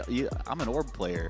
I'm looking at this legend a little different right now. I'm like, oh, maybe I might be You know what's playing cool about Chakram Orb? at this point. You feel smart when you hit Orb down. I don't Your feel brain smart. I expands. am smart. I That's know right. I'm smart, Yeah. right? Because I have angles and trigonometry and math on my side, and it's great. And now that I can play Chakram, I can do that too. But I do think from a like a game design enthusiast perspective, it is really cool. Like one of the things I pointed out earlier in the set was the weapon kit does a really good job at just like covering your cardinal direction, so you're north, south, east, west. But then you kind of throw in the 45s into the mix, like things that Spear and Chakram are already naturally very good at, but like turned up to another level, right? Like it really centralizes the game plan around the things that the weapons are good at, and I just think that's really fun game design in the first place. Like it allows you to really give the character personality around the weapons that they're given, which I enjoy it a lot. I think it's going to be really fun. Perfect mix between familiarity and gimmick. So good job, design team. It was a super nice legend. I like it. There's a few pros I'm thinking about that I think would absolutely love this legend. I'm thinking of course, Frydasol. Frydasol. I mean, Yeah. that's easy to say with like any new Chakram legend, but like this one especially. I'm also thinking about actually like Stingray because his Chakrams are pretty nasty. His Spear is pretty nasty, and I'm like, well, that might be a bit of an issue.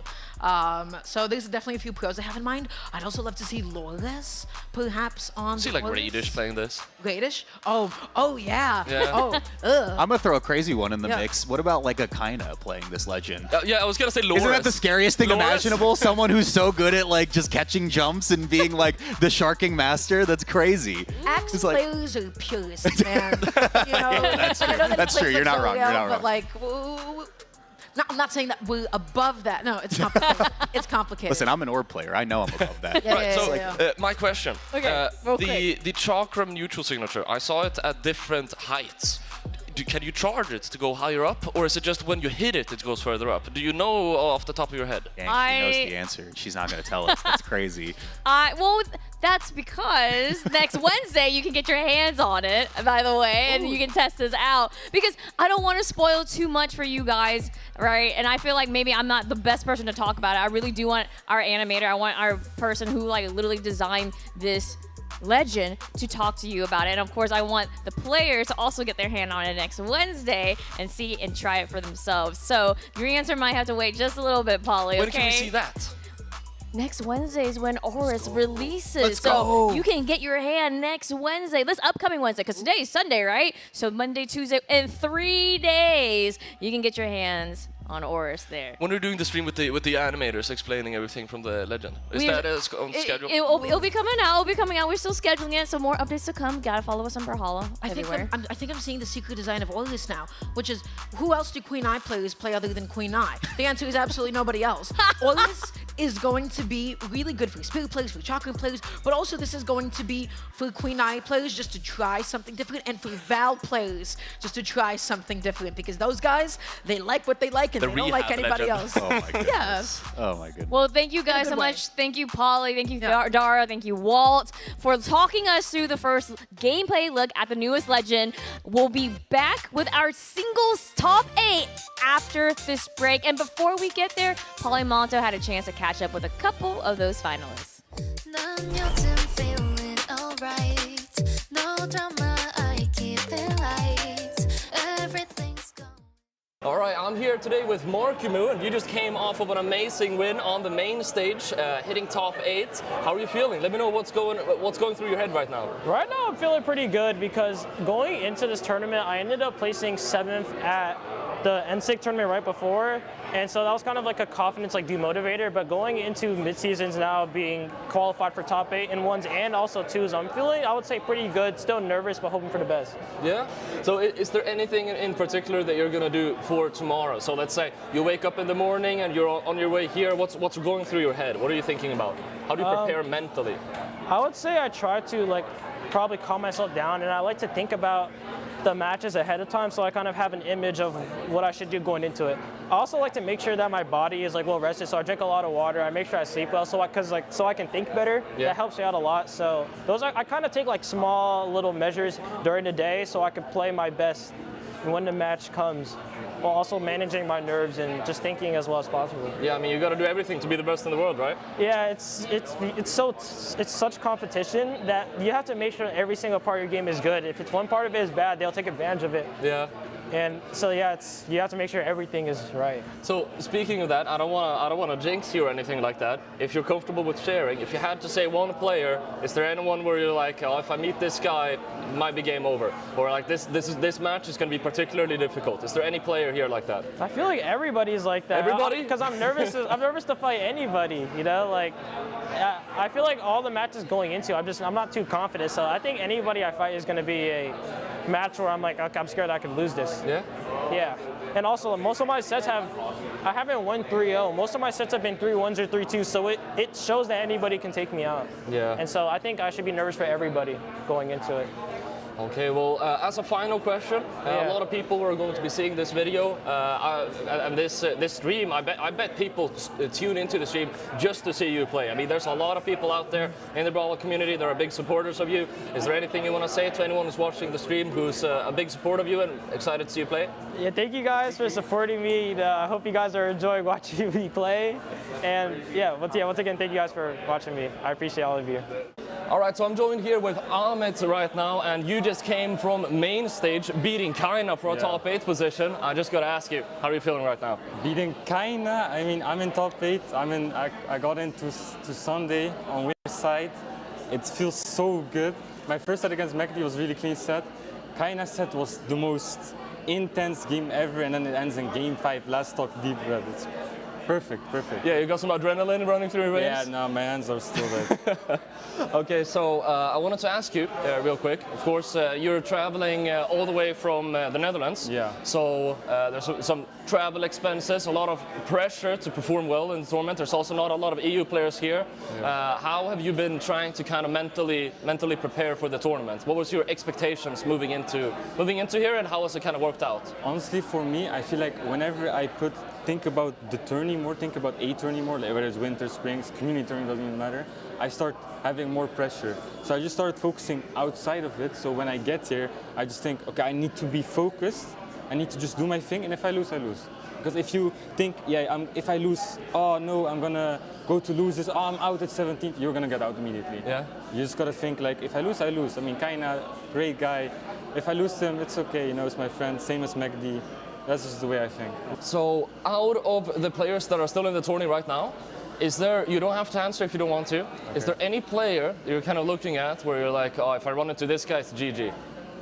Or is there anyone whose matchup you're like, if I can beat this guy, okay, I'm gonna win the tournament? No, I think Kaina is like the pinnacle. I think there are a lot of players at the top are like all at kind of the same level. Yeah. I think Kaina is one of those players. So I think me beating Kaina already shows I can just do this. Like there's no much difference between like Markimu, Lores, Munir, Balloon Boy. Yeah. You know, it's all kind of the same. So if I can beat Ken, I can beat the rest. You know? Yeah, so you have that mental boost already. Yeah. Yeah, okay, so final question before I'm gonna let you go back to what you were doing before. Yeah. Obviously, there's a lot of people watching this that are going to be supporting you, especially from the EU region. Is there anything you want to say to everyone tuning in, showing their support for you? I mean, I wouldn't be here if it weren't for my mom, so thank you.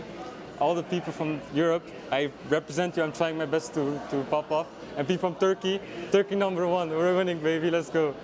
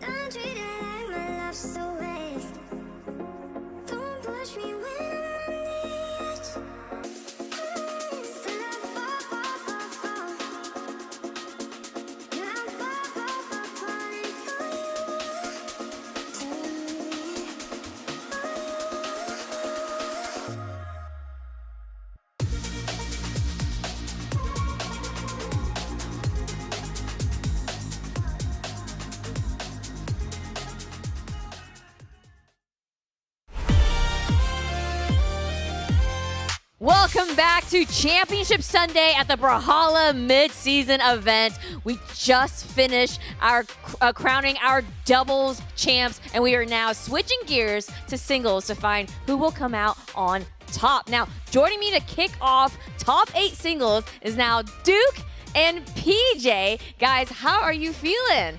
I'm glad that we had a little bit of a break between doubles and singles because that doubles action was so hype, so explosive. If you are just turning in for singles, you're like, oh, I only watch singles. You're wrong. Go watch the doubles finals because that was honestly probably one of my favorite double sets of all time. PJ, how are you feeling? I'm feeling great. I think the best part about a LAN environment is feeling the energy. And, you know, it's so important, you know, even as us just casters, feeling the energy of the crowd. And I'm sure the players are now energized as they get into the top 8 of singles where, you know, obviously 2v2s was so awesome this event. Please go watch it if you didn't. But 1v1s is really sometimes where it's all at. So we are heading into top 8 now. And I got to ask the question on y'all's mind here. Like, who do you think is going to win it all? And I'm actually going to jump to you, Duke. Look, I know that I said some really mean things about him yesterday, and I'm sorry for that.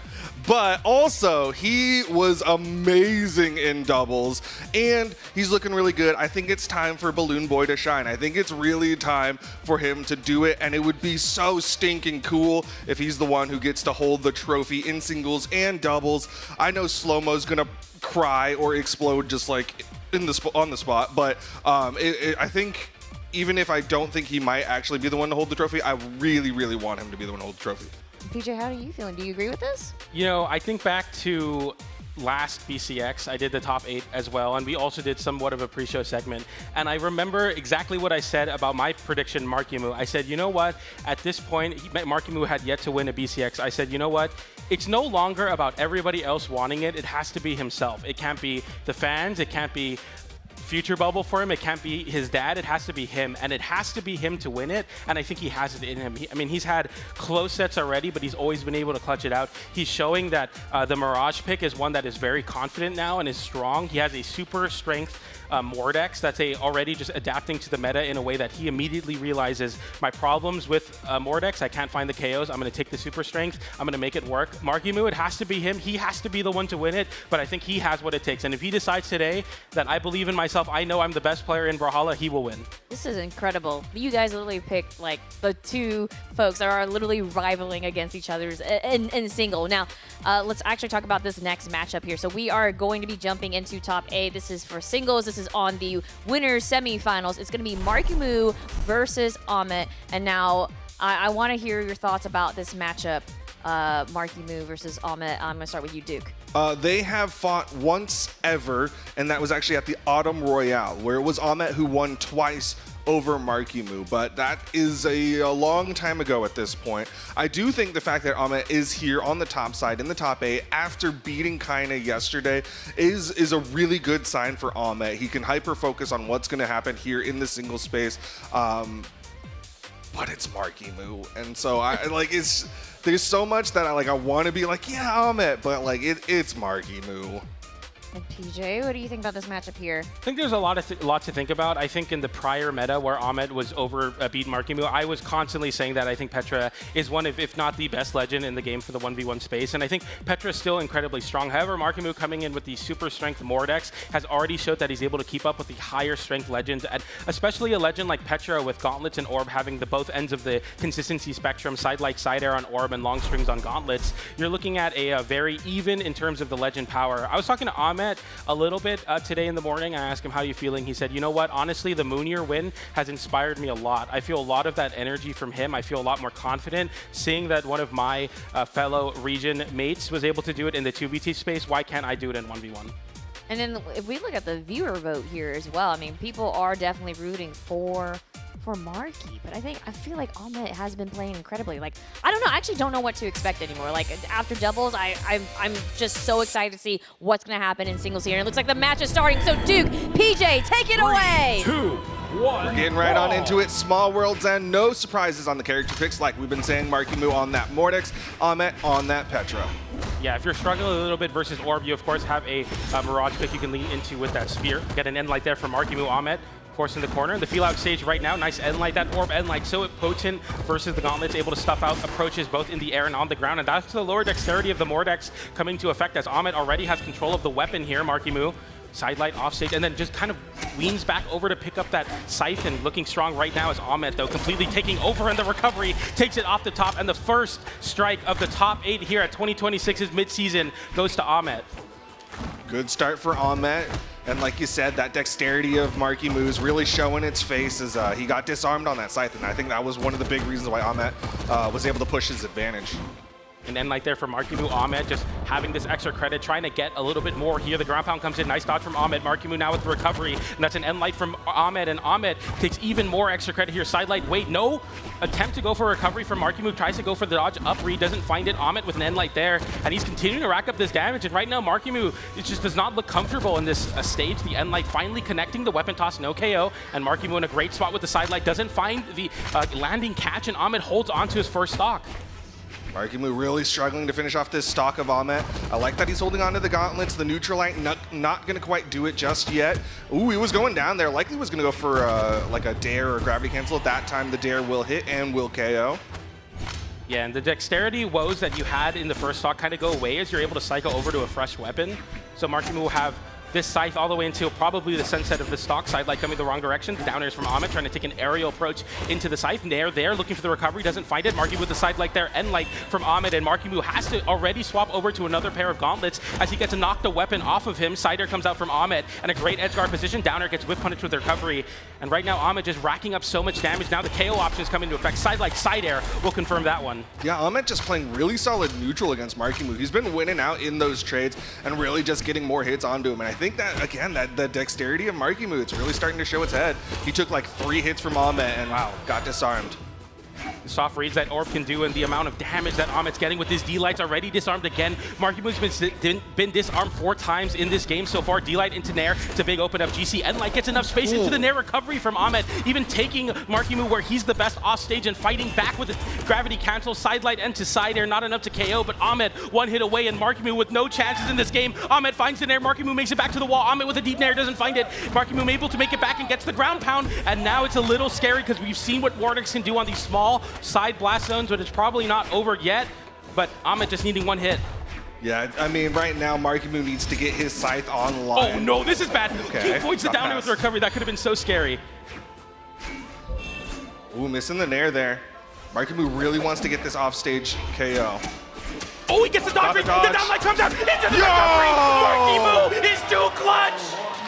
He got the one dodge he needed. Small World Zen helping him out a little bit as well. And that is going to be Markimu stealing out game number 1. That's gotta feel good. You're down 1 stock, you're in the deep red. Any hit, any strong hit from the side of Ahmed would take it. And just one miss nair, a ground pound, and Markimu picked up the scythe and said, you know what, I can win this game. The dodge right there with the down air, D-Light into recovery. It's just so, it's something we've seen so many times on Small World's end. And as we make a return there, I wonder if Ahmed's gonna have that in the back of his mind now. Yeah, he's going to be rethinking his dodge patterns, especially against Markimu's scythe. He is able to pick up an orb. That's been his signature weapon. He was able to put out 410 damage with it in that last game. The spacing that Ahmed's been able to put up, a 4-piece disarms Markimu. The nair continues to juggle. Down air gets dodged by Markimu. Ahmed with a deep down air.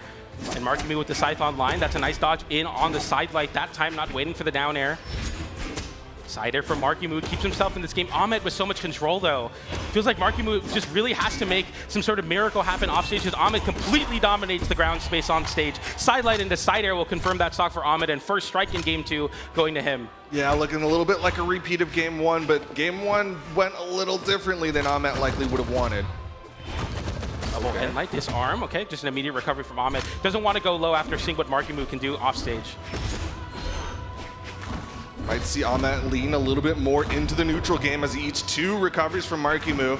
Goes a little wider, so Markimu can't just immediately hit him with another recovery. Clean landing catch from Ahmed. Dash backwards into the side light side air for some extra credit, but Markimu will put an end of that extra stock on Ahmed with that gauntlet recovery, and still have a game here, dude.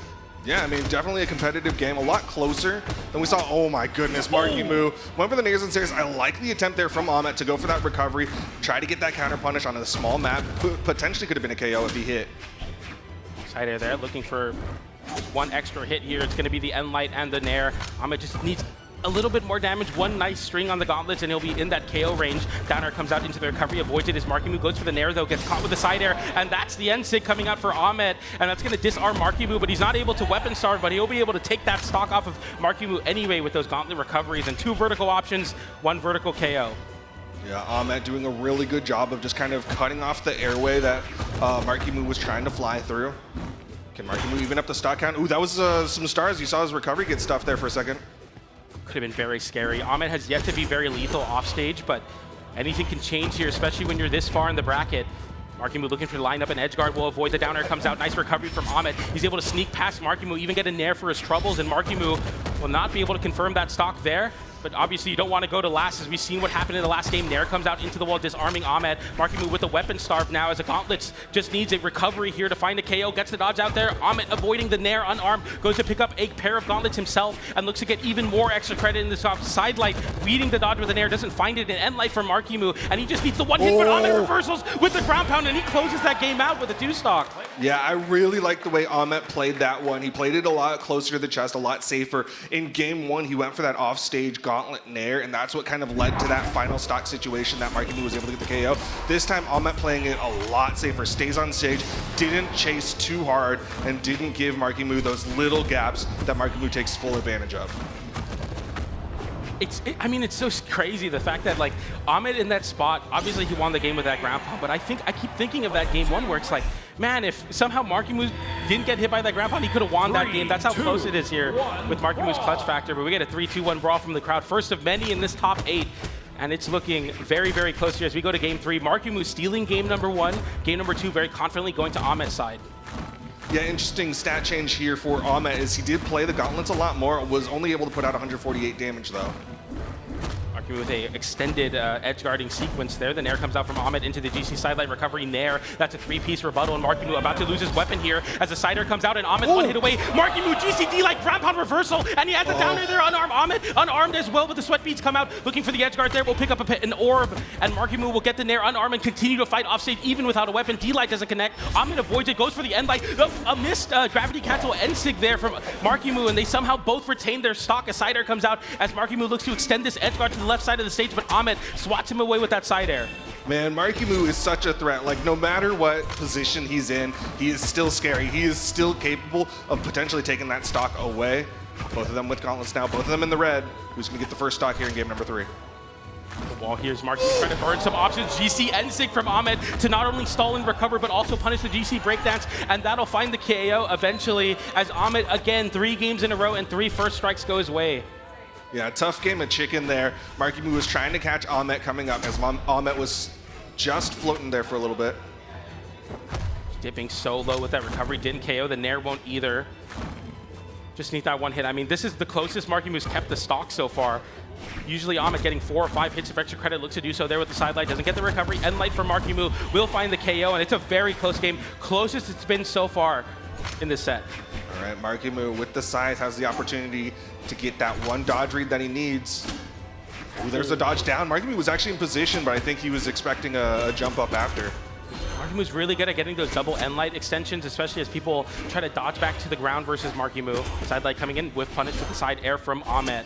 A nice side light check, just checking Ahmed's landings here. Will finally get tripped up in that spot, but that side light won't confirm into that Nair, and Marky Moo swaps over to a pair of gauntlets. Yep, just preempting the fact that he had taken some damage on that side. His low dex, he's been getting disarmed so often, might as well just swap when you can.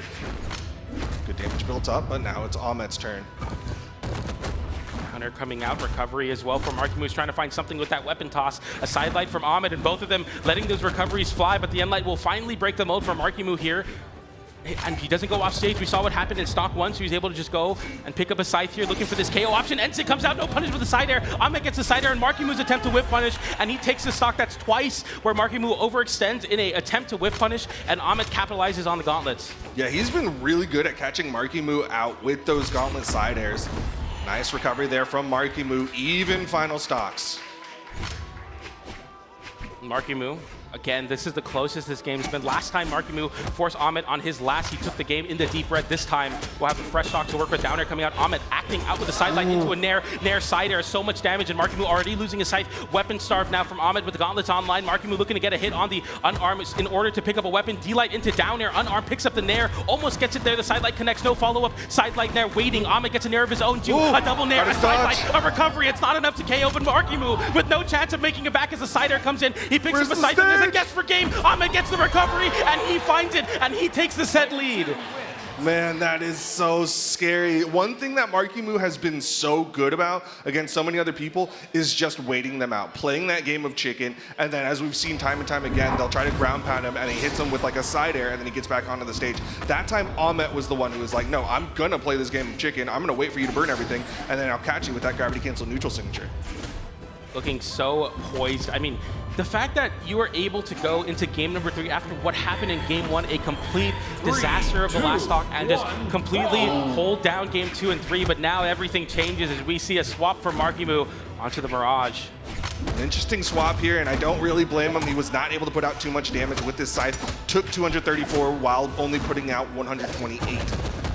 Spear also historically pretty strong into Orb here, but Ahmed's not even going to show that matchup yet as the gauntlets completely dominate the Spear. A down tick coming out, nice side light from Marky Moo to punish, but Ahmed somehow is getting punished for hits and then getting a hit anyway. Marky Moo unable to find these right dodges. Ground pound comes in very haphazardly. A recovery comes in to disarm Ahmed, unarmed. Marky Moo disarms himself with the scythe, and the side light comes out as well, and Marky Moo now has no weapon versus this Orb. GC side light, no punish with the GC D-light. Recovery whiffs the side air, sends Marky Moo off stage, and Marky Moo has some chances here in the stock, but so does Ahmed. It's just one hit away. It's a side light, it's a recovery. It's not enough.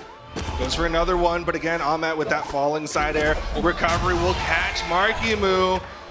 And Ahmed 2 stocks away from knocking the world champion to the elimination side. Big Nair there from Ahmed, and he just has this bit of a stock lead here, but it can mean so much with the way his gauntlets have been playing. He's getting 4, 5, 6 hits per opening engagement. There's a side light there and a wait with a dodge away from Marky Moo. Is going to get him out of dodge, and the side air will get him out of that stock. So he's able to keep this game relatively close. He needs this game to get to game 5. Ahmed 1 game away from a confirmed podium placement. You see Marky Moo having a little bit of trouble when they get in that stack situation. Hits that down signature. Really wanted to chase up there for Ahmed. Oh, that Nair, very scary when you hit the lower hitbox that pops up. Almost always sets up into a recovery. Marky Moo won't pull the trigger. Ahmed will get an end light for it. Side light into side air as well. Marky Moo getting hit quite high. The Nair to recovery. The KO option does not connect. Neither did that signature for Marky Moo though. Nail down air back to the stage, but no weapon in hand. That was a big hope and a prayer with that spear side signature. Really wanted to catch Ahmet landing there. Ahmet, so healthy, has that stage control, but Markimu able to pick up a spear, dodges through. Oh, almost getting the dodge down with that nair. The pogo will send Ahmet off stage. D-Light to try to anti-air. Ahmet sidelight and the recovery. He waits as the world champion dodges in his face and he punishes it accordingly. It's game 4 and Ahmet needs one more stock to move on into the winners finals. Markimu needs to go Marky mode right now. He has to get these stocks off of Ahmet. Catches him with that side toss. Down signature, still not going to KO just yet. Looking for another hit, but the downlight not going to hit. Down sig not going to hit either. The down air from Ahmet, opening up Markimu on his last, and Markimu will open up the last stock of Ahmet as well as we go to last stock game 4. This moment is so big. Ahmet with a chance to upset the world champion right here, right now. And Markimu wanted to put an end to the game with that down air, doesn't get it. Ahmet controlling the space with the nair. The side light comes out from Markimu, assuring him offstage. Ahmet, high recovery, wants nothing to do with the offstage game. Just jumping right in each other's faces. Nair into the side air. Markimu can't afford too many more hits. Side light, side air. One more of those, and Markimu is going down to the elimination side. And that's the end light there, and doesn't matter because he gets through the nair with a dodge, and Ahmet moves on to winners finals, putting EU on his back and upsetting the world champion here at Midseason 2026. What a convincing finish from Ahmet. Just felt like he knew exactly what to do. Definitely feels like he did his homework in between yesterday and today because he was really able to shut down Markimu's scythe for the most part, and even his spear in this one after Markimu made the swap. You saw him lean on the spear a lot, held it for 51% in that game, only put out 270 damage while taking 415. He took almost twice as much damage as he was able to deal with the scythe, or a spear. And it almost feels like he's leaning on the scythe as obviously a strong weapon. He only really found so much success in that game 1, a very late gimp that he was able to get, and we'll see it here in the highlights as Ahmet dropped that game 1 to that very unfortunate air miss. If I'm Markimu, maybe I'm thinking about the Wushang. The same Wushang that got him into the top 4 of doubles might be the pick here. Gauntlet, Spear, both of them having some success, and it might be the triangle that you need to see. 3 legends that have always been strong in the meta. But Ahmet completely dominating, and what I love is he's on the Petra pick. He didn't swap off in the meta. He didn't do a super stance. He didn't try to, adapt to the times. He said, I'm bringing my Petra to this era, and I'm making it work. One thing I will say, which is an absolute testament to the competitor that Ahmet is, we saw in game 1, that one dodge got caught, and then Markimu was able to run that into a KO. Yeah. In that game number 4, Ahmet was not dodging. Every single time, Markimu got him with like a neutral light, got him with a side light on that last stock. Ahmet was not dodging. He was just using the character's drift to go back onto the stage, and so Markimu wasn't getting that opportunity.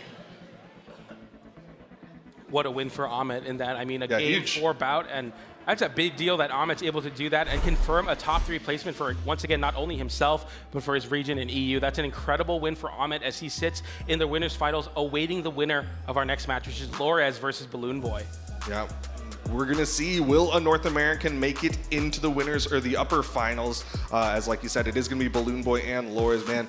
Lores has been looking really scary as well. And this is basically like half of a repeat of grand finals of doubles, right? I was just going to say this is a repeat of grand finals, but there is a slight variation where I'm sure you'll continue to see the Ada on the side of Lores, but Balloon Boy's been playing a very strong Diana this weekend, and the Diana's been doing well. He had a heart attack match. In his first match of this entire tournament, he went to game 5 having to reverse 3-0 Zen. He lost 2 games on the VV, on the Mega Man, swapped over to Diana, and hasn't looked back since, but we saw the Devil Jin just win the 2v2 space, so it's possible we could see a return to form for Balloon Boy. In that sense, he also has the VV in the back pocket, and I'm sure having basically any blaster legend that you can think of, any bow legend you can think of as well, Balloon Boy just a master of that pick.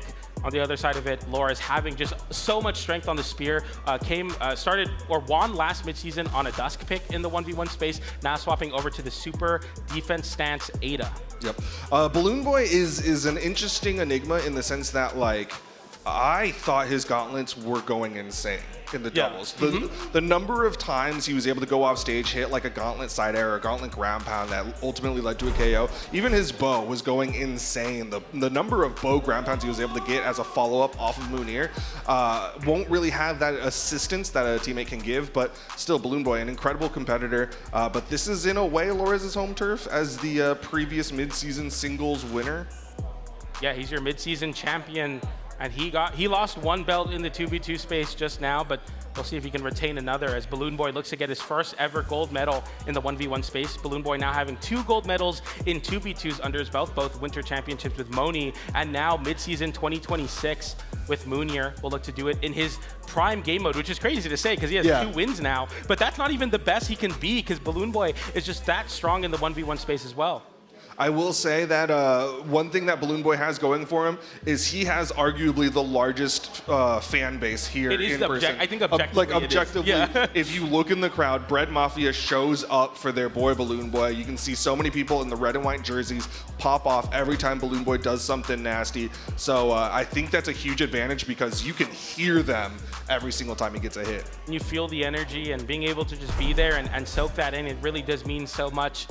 Crowd gets ready, so do the competitors. Balloon Boy and Lores looking to sit down and face each other. Balloon Boy has a Vivi behind him, so we might be seeing the return of that.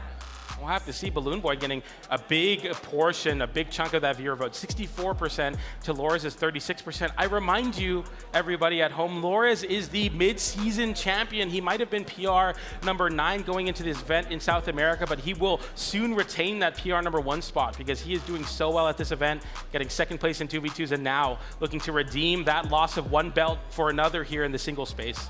Yeah, and also worth reminding people at home, if you don't care about any of the things BJ just said, is that the chart that y'all made for Monkey Moo and Ahmet looked very similar to this one, and unfortunately, y'all were very wrong as Ahmet was able to 3-1, despite having that kind of lower percentage. And if Lores beats Balloon Boy here, that means either Balloon Boy or Marky Moo will not be making a podium appearance. Yep. At best, only one of them will be able to make a podium if they both go into the elimination side of things. We're starting off here with Demon Island, the Diana on Balloon Boy, Lores on the super defense, Ada on the Mandalorian. And right now, Lores with the spear in hand and Balloon Boy with the blasters. They both pick up their strongest weapons here, and Lores already starting great with those end lights down there as well, getting some revenge for that 2v2 space because he's opening up Balloon Boy in big ways on the spear. That's crazy that the blast of the blaster's ground pound actually popped him above that spear down signature. That's something that Lores did really well at the start of today in the double space as he was hitting those signatures, and that's something that Balloon Boy and Moonier were able to adjust to in the doubles.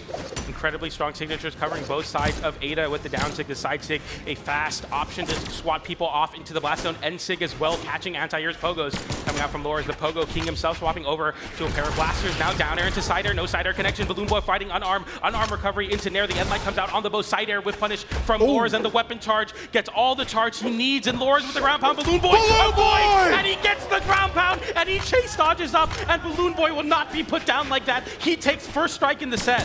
Lores with the big commit, wanted to guarantee the KO. He tried to go for that final hit with that ground pound, but Balloon Boy with that dodge up, and now he's got the lead. He's able to put some damage onto Lores on the second stock. Spear in hand once again. Lores will lean on his prime weapon here. Balloon Boy 2 side lights on the unarmed, racking up the extra credit. Lores yet to hit Balloon Boy on his second, finally does so there with a pogo. And a lot of Lores' game plan so far is hovering around the mix-up of short hop or double jump, nairs and pogos. Down air comes out from Balloon Boy though. Lores in a bad spot, will have to wait, and the dodge comes out from both players, so no one gets hit. Lores with 1 exclamation point, D-light into side air, into the wall. Lores in a bad spot, ground pound too early. Lores gets the dodge out though, and Balloon Boy gets the stock as Lores was unable to make it back to Nair, stifling the horizontal momentum, and that's going to be Balloon Boy up 2 stocks to 1. He has completely flipped this game on its head. Really good recognition of the situation there from Balloon Boy. Saw the sweat beats, knows what weapon Lores had, and went really wide to make sure he didn't have a reversal of what happened on that first stock. Oh, the Pogo King strikes again, and Lores 3 pogos and a stock, and we go to last stock for game number 1 of this winner semifinal set. Lores and Balloon Boy, the spear online for Lores once again. Balloon Boy going over to pick up a pair of blasters, and they are on their prime weapons almost the entire game so far. A little bit of a misinput there on the side of Balloon Boy, went down light into neutral light. There are true follow-ups that he could have done, and he does them almost every other time. He light into side air. That's a dodge getting called out there from Balloon Boy. Another nair coming out. Balloon Boy with the weapon toss, very smart, putting an end to that juggle state. And another weapon's there if either player chooses to swap over. The down tick does get whip punished with the side light. And that's a big pop there with the Balloon Boy signature. Not enough to KO, looking for the GCD light, doesn't get it there. End light as well, and Lores trying to fight back unarmed, but Balloon Boy gets the GCD light, gets the side air, and 1 hit away from ending this game. D-light gets dodged from Lores. Good dodge, good movement from Lores. He's over to the spear, comes up with a nair. Yeah, he was looking for another nair. Balloon Boy able to stop that with that weapon toss down.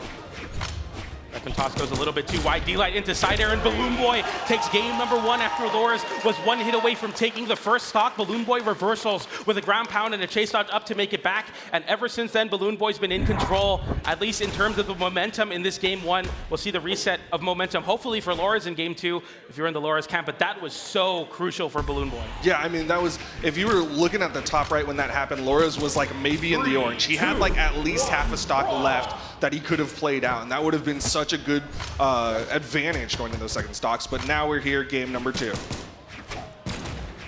Side light down here from Balloon Boy. 3-4 piece pick with GC downline into 2 side airs now. And Loras with sweat beats coming out. Balloon Boy with a side air. 1 hit away. Loras will make it back and immediately dodges as Balloon Boy puts so much damage onto Loras on these splashers. Going for the signature there. Does not find it. And the pogo comes out from Loras as he's trying to flip the situation. But he puts himself back in the corner right where Balloon Boy wants him. Nair there looking for that juggle. Doesn't get much more than a Nair. Pogo into Nair though. And Loras back in this game. D-Light into side air. Now Balloon Boy off stage on the left side. And Loras looking for the pogo. The Nair beats it out barely. Nair continues the juggle though. And Balloon Boy with a side air disarms Loras and finally gives him control once again. Loras currently unarmed. Right side, Balloon Boy just needs to hit that side air, and that's going to be Balloon Boy with the advantage. And that's a big lead there. Last time Balloon Boy got a lead in game number 1, it was off the back of a Loras mistake. This time, Balloon Boy controls his own fate in this game. D-Light into side air. Loras now looking for that N-Sig, does not find that KO. He's avoiding it entirely. It comes out fast and it's scary, but Balloon Boy is probably going to be very prepared for that one. Another signature coming out there. That time the side stick doesn't connect, and that's a big reversal with the Nair. Recovery not connecting, and Loras now dropping these signatures on the blasters. N-Sig trying to end the stock, but a D-Light into recovery will close out that stock for Loras. That really felt desperate on the side of Loras. He was throwing out so many heavy moves. Really wanted to finish that stock off of Balloon Boy, but instead gave Balloon Boy so many opportunities to keep that damage lead. D-Light coming out there, side air, N-Light. Ground pound coming out from Loras, and Balloon Boy in prime form, controlling his own destiny right here, right now, as he has a stock lead, and he's earned it in this game. And like into down air, waiting for another one there. Loras doesn't give the dodge, but has Balloon Boy in a bad spot. Third hit of Pogo connecting, but that's the GC sig from Balloon Boy, and he gets himself right back into it as he has the ledge to Loras. Once again, recovery will not KO from coast to coast, but Balloon Boy in a great spot to take the stock as Loras has had no answers in stock number 2. Nice attempt there from Balloon Boy. Was expecting Loras to jump after that whiff. Wasn't able to catch him with that recovery. Loras starting to find his way back into this one. Damage evened up a little bit. Signature not going to connect. Letting the N6 fly as much as possible, trying to catch Balloon Boy lacking off stage. Able to line up one there. No, just a reversal on the weapon toss. Balloon Boy was kind of drifting away and fading away in that stock, but he's able to snap back into it and keep this stock lead going. Loras has that spear online though, and we've seen these signatures do side sig, down sig, even an N sig as an anti-air can easily close out this stock and bring it to last. There's that signature, the down signature, like you said. It is going to be that evener. He's likely going to be sticking with the spear. So far, the game plan for Loras seems to be do all the work with the spear, and maybe if you have to, go over to the blasters for the KO. More nairs and down airs. Loras finally gets on the ground and punishes Balloon Boy for that whiff with a D-Light. Side light checking the landing, and Loras has found a newfound home, maybe no comfort in that home on the left side of the stage because Balloon Boy has ushered him there at the beginning of every one of these stocks, but a down sig changes the script here. Looking for the pogo, the down air, or the nair comes out. The nair comes out from Loras though, and that's a big missed dodge there as the GC D-Light does not connect. Balloon Boy flips it again, looking for the D-Sig here on the landing. Maybe no, just a side light and an N light, and looking for this jump. That's the down sig, and Balloon Boy takes the game. I saw it earlier in the stock with Balloon Boy, much more patient than I, waits for the second chance to land and punishes it perfectly with a D-Sig. Yeah, Balloon Boy was definitely cooking something. You saw Loras burning so much movement, floating around, trying to get Balloon Boy to act so that he can get back onto the stage. But Balloon Boy waited patiently, and the second Loras started to come down, throws out that down signature, perfect to get right over the corner. 3, 2, 1, brawl! Get a 3-2-1 brawl, I'm sure. Red Mafia is so excited to see Balloon Boy confirm this podium. He just needs one more game. Loras now has to do this in reverse 3-0 fashion in order to come back into this one. And keep the same map pick, same legend pick as well. A 3-piece from Loras there on the blaster. Balloon Boy with an end light, landing side air from Loras. Keeps him in this game in terms of the damage right now, but that whiff side air will get punished with a nair. And Balloon Boy just so good at immediately swapping from that very defensive movement play style to now it's time for me to hit buttons. Nair, end light comes out there after the nair, no connection. GC D-Light as well. Balloon Boy just throwing out these blaster hitboxes. Loras finally picks up a spear and gets a bit of an end light, but again, he's stuck putting himself in the corner so much. Okay, does manage to stack up onto Balloon Boy, gets him with 2 neutral airs.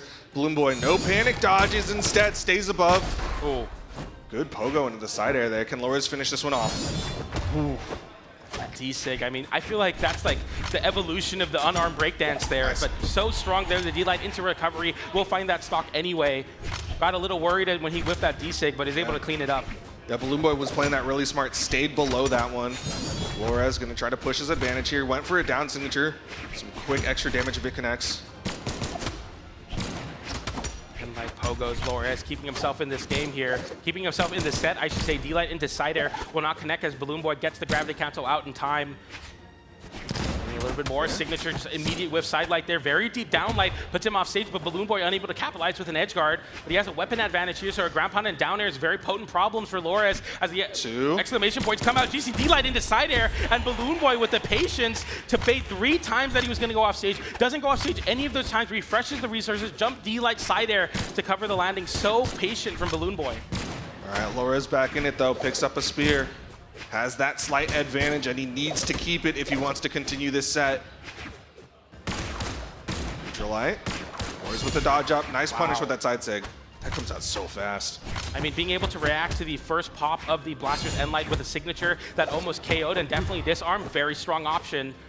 Looking for this D-Sig. Balloon Boy knew it though. D-Light into the weapon pickup there, but it's unfortunate. And somehow Lores drops his punish. D-Sig comes out side air from Balloon Boy, and Lores throws his weapon away. Ground pound. GC D-Light into recovery will not KO on Demon Island, and Balloon Boy forfeits his blasters away as well.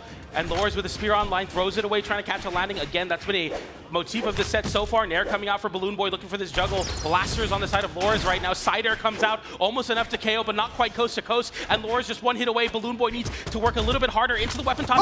Picks up the bow with a D-Sig, punishes the wake-up option from Lores. Weapon toss goes in. The breakdown sends it Still to the wall. alive. It's not over yet though. Balloon Boy going a little too low, but the recovery comes out, and he has control of both weapons now. And a signature to KO, looking for something there. The D-Light was not enough, but that unarmed side air still not enough to KO. Both of them in contention for it, and Lores will win that bout for the first second stock being taken with that recovery.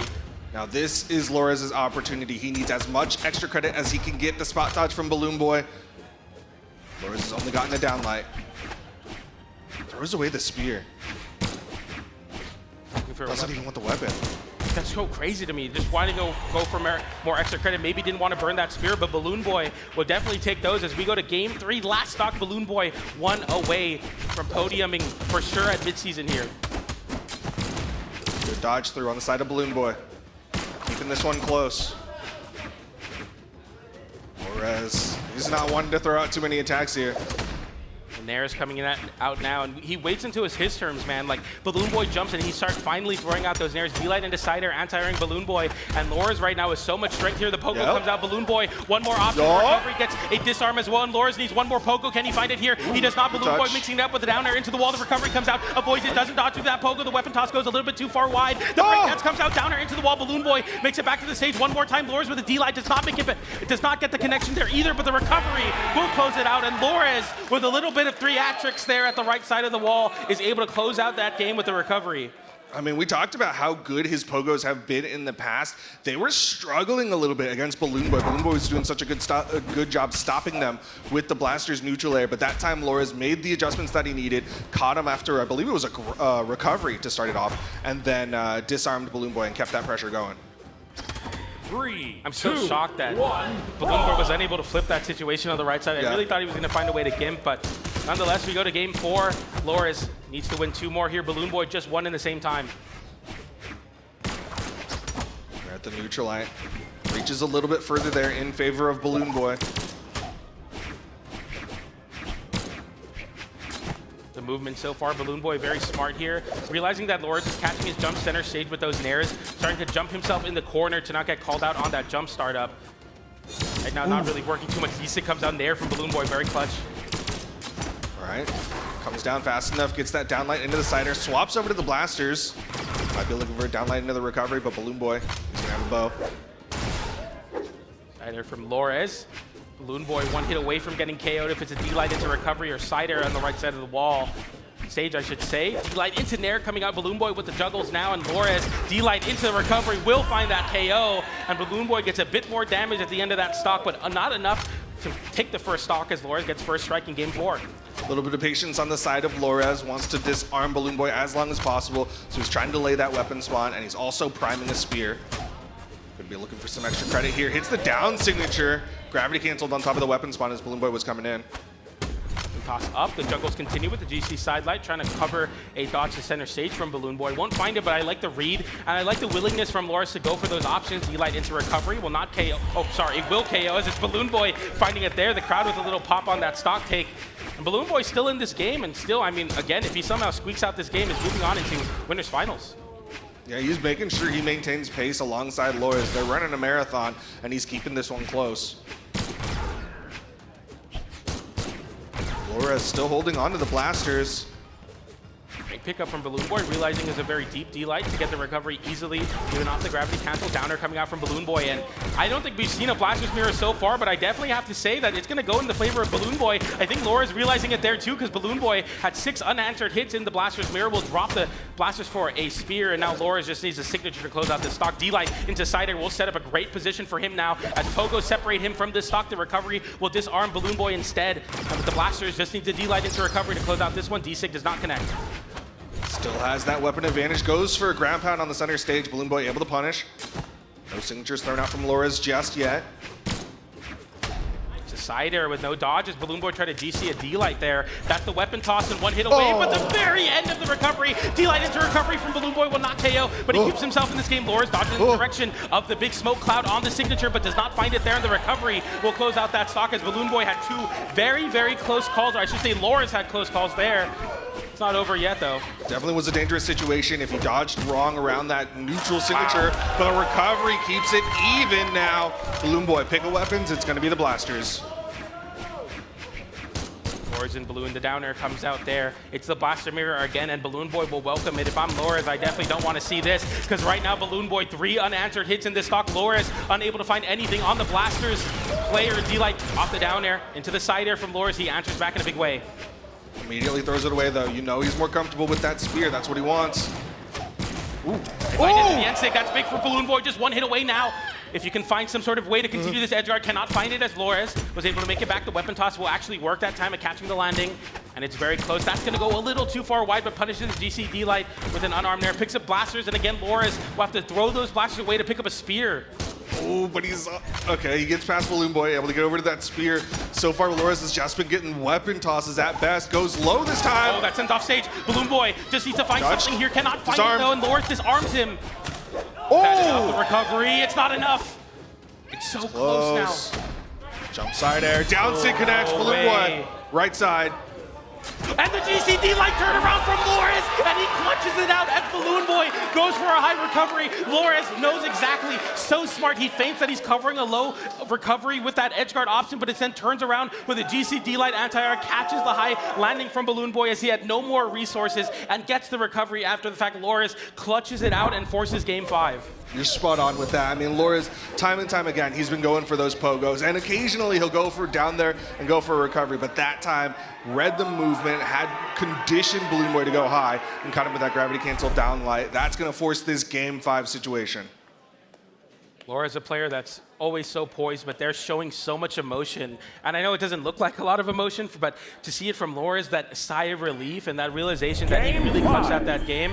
As Remix sends us to game 5, we got a 3-2-1 brawl, and we're in this game now. Game 5, Balloon Boy and Laura's looking to fight for a podium, guaranteed podium placement here at Midseason 2026. We're going to find out who is going to be going up against Ahmet. The winner of this will be that challenger. Balloon Boy gets the landing, doesn't get the follow-up side air. Laura is trying to play some offstage unarmed. You see kind of like the difference in the style from Loris compared to other South Americans. He goes for recoveries there to rack up damage and doesn't really want to play that gambling game with those downers and ground pounds. Ooh. That's a big pickup there. Sidelight into Ensig. Balloon Boy with the anti-air. The side air comes out, and Balloon Boy with a huge lead on the back of a pair of blasters, and he'll keep them there as first strike in game 5 goes to Balloon Boy. I feel like Balloon Boy has been getting a lot better at hitting that neutral signature on Loris, recognizing when Loris wants to do that dodge up. Whoa. What? Oh, the GCD light into side airs. Will Loris fish in? Yo! Oh my goodness, I can't. I can't believe it. Balloon Boy will take that momentum to get to the other side of the stage. D-Light into side air. It's not over yet, but Balloon Boy is going for it all right now. He smells blood in the water. He knows that this lead, that this stock right here will confirm his spot on the podium. And Loris is scrambling for something. Side light, the D-Light goes the wrong way. The side air from Balloon Boy will reversal, and he just needs the stock right now to go up 3 stocks to 1 versus the former mid-season champion. Oh, good catch there from Laura. Is going to get that stock count evened up a little bit. Laura's, though, still hurting. Balloon Boy needs maybe one good read, and then he can go for the KO. D-Light into side air. Laura's still in this game. The side air will send Laura's off stage, and Balloon Boy with the bow. He's shown that he's willing to go for the D-Lights at the wall there. That's going to be a side air. No KO. GC side light goes the wrong direction. Laura's does not have time to reversal, though. Even in that high damage, and Nair comes out there as well. Gets a whip on his side light. Ushers Balloon Boy off stage. Laura's picks up a spear, but that's the recovery, and Balloon Boy one more stock to get into winners finals, taking out the former mid-season champion. He wants to stop the reverse 3 that has been happening here. He's been doing so good with the blasters here, but he still has one more stock to get through. D-Light into the recovery from Balloon Boy, starts off this extra credit bout. Cider comes out, Laura's just D-Light into Cider, looking to get the recovery there, does find it. Just throws that one away, wants the spear, yeah. Ooh, the dodge down, but Laura is not gonna react in time.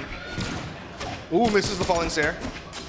Got the dodge. Double D-Light into the recovery, got the dodge exactly. And we go to last stock, game 5. 3 hits of extra credit for Balloon Boy to take down the mid-season champion of 2025. Balloon Boy wants to do it so bad, but so does Loris. He wants to redeem that 2v2 spot. And right now he's doing just that. A 3-piece unanswered Loris with the end light there. Balloon Boy scrambling to find a landing. GC D-Light into the recovery will break the mold. And we got a game here. It's so close here. It's so close. Laura's able to pick up a spear. Falling there. Balloon Boy not able to stack up for his own. Ooh, okay. Soft punish, downlight into the side air. Side light waiting. Loris burns the dodge early. Balloon Boy does not pull the trigger on an edge guard. D-Light coming out. Oh! DC D-Light, D-Sig. He's still alive. Enough it is.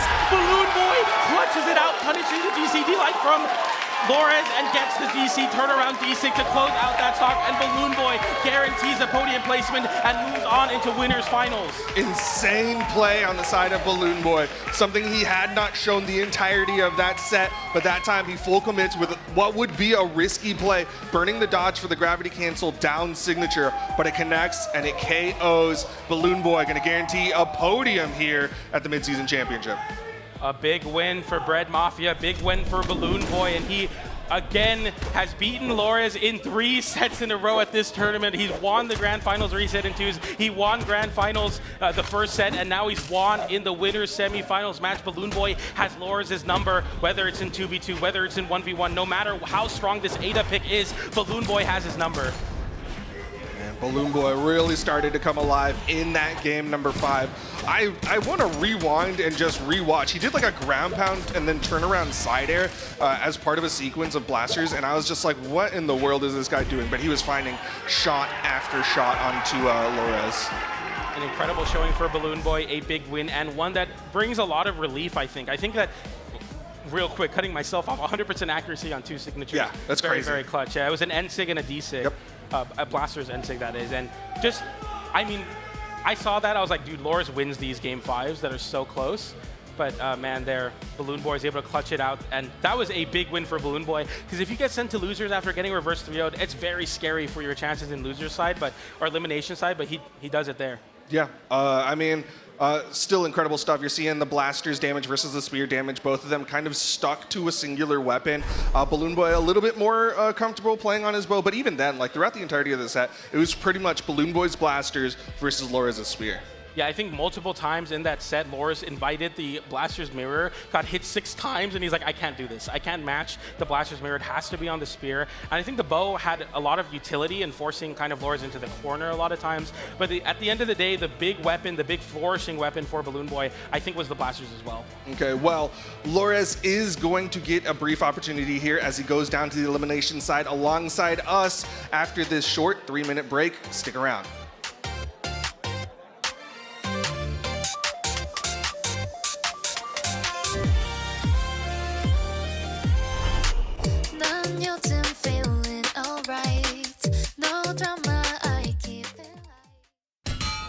It's ready.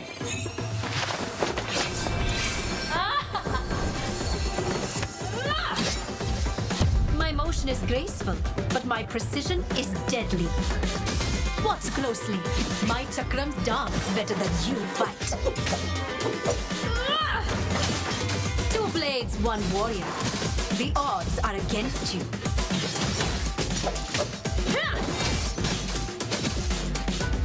You're making me work for this. Well done. You've earned my respect, but you will not earn a victory. Try to keep up.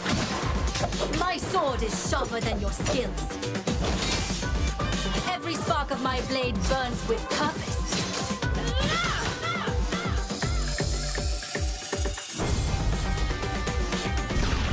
My strength and grace can change the outcome of any battle. In the end, my spirit always triumphs. Welcome to Brawlhalla!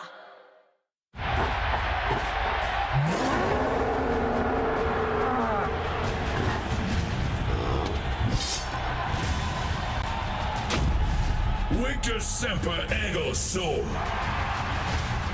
I don't chase victory, I claim it. Yeah! You fight well, just not well enough. My chakram strikes with blade and shield. Your glory is earned, but I intend to take it.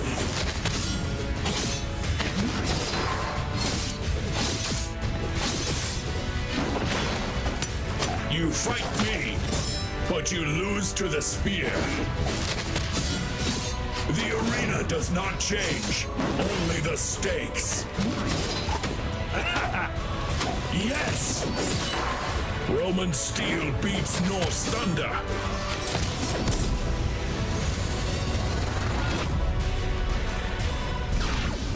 I have not come to join you. I have come to surpass you. Gratum Brawlhalla. Ain't nowhere but the top, I'm rated. No, I'm the one on the path of greatness. They're looking at me, mama, I done made it. I made it, I made it. Easy to be this cool, just listen to mission, I'm on they pay. I pay attention, it's simple, don't waste my time, cause I have to. Get to the cash, the stash, I got a bag full pen. Remember the times, I would want things gain. I'm looking to do what the heart bring. You the man, what they all sing. My name reigns in the rings of kings. I got the drive and I cause commotion. To get what I want, I supply the motion. They know it's the waves, I provide the ocean.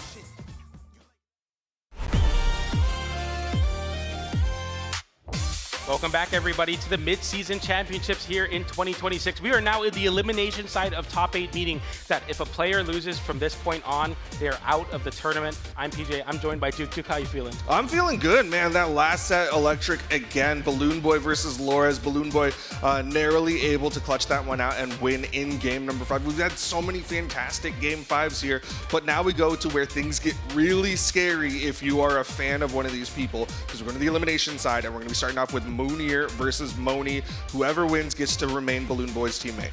The current mid-season champion in Moonier in the 2v2 space with his first-time teammate in Balloon Boy, who now sits in the winner's final side, versus the winter champion, the former teammate of Balloon Boy in the 2v2 space, Moni.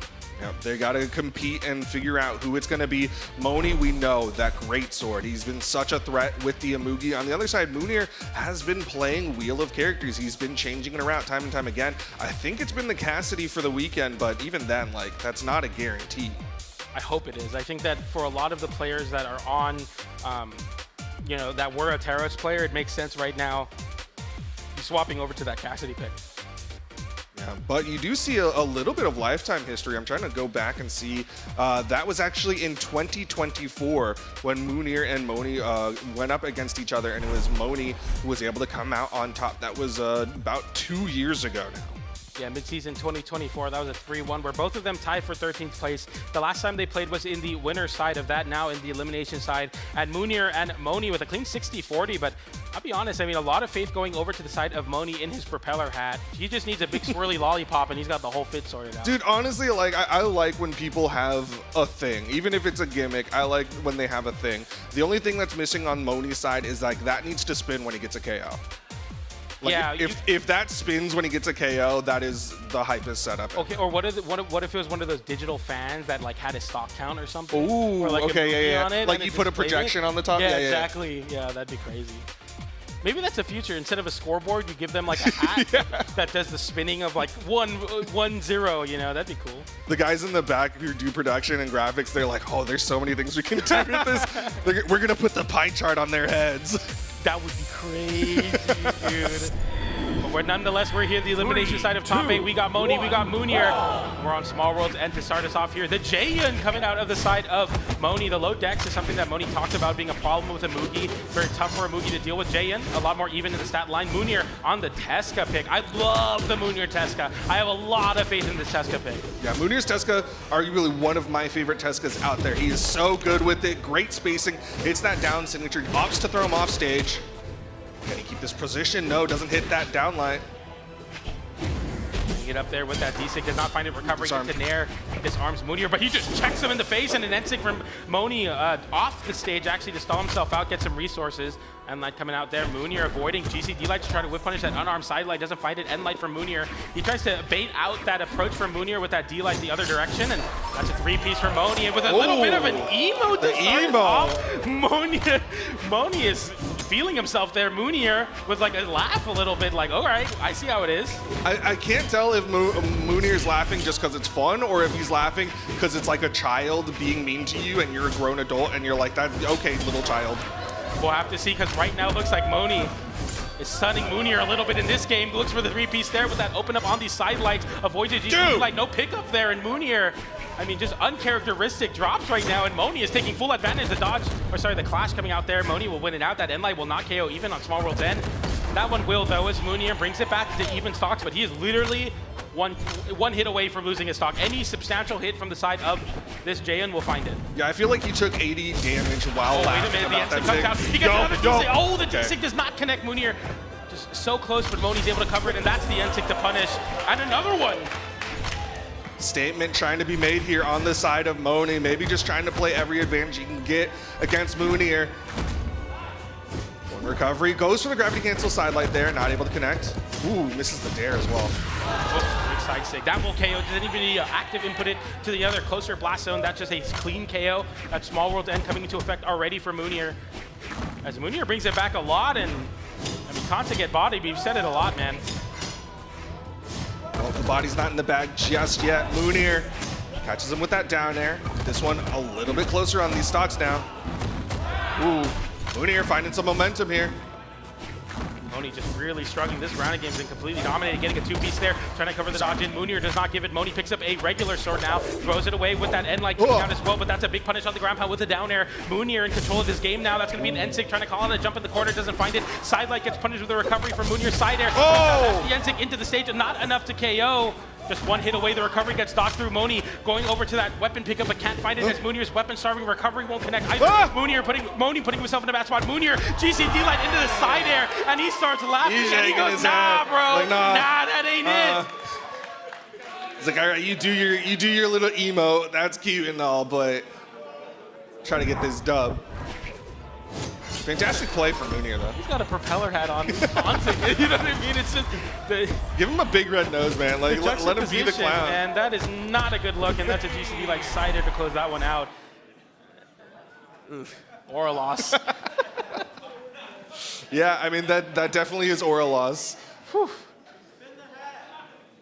I mean, I'm feeling it, and I'm on the caster desk. I'm quite far from them. I can feel it. So I think Moni's going to have to re-lock in here, especially as he had a huge lead. I mean, like a massive one. He almost had, I think it was almost exactly almost a fresh 2 stocks. 2 stocks, yeah, over him. So the fact that Moonir is able to bring it back and then make that last stock not even close, where you didn't even get your one. Everyone gets their one, but Moni didn't even get his one there. Moonir adapted mid-game, completely dominated. The signature usage, something I want to highlight, that N-Sig was destroying Moni in the neutral game, where Moni relies on a lot of jumps. He's not as confident on the regular side. We go to Small Fortress of Wolves for game number 2, and we see a swap from Moni over onto the Amugi.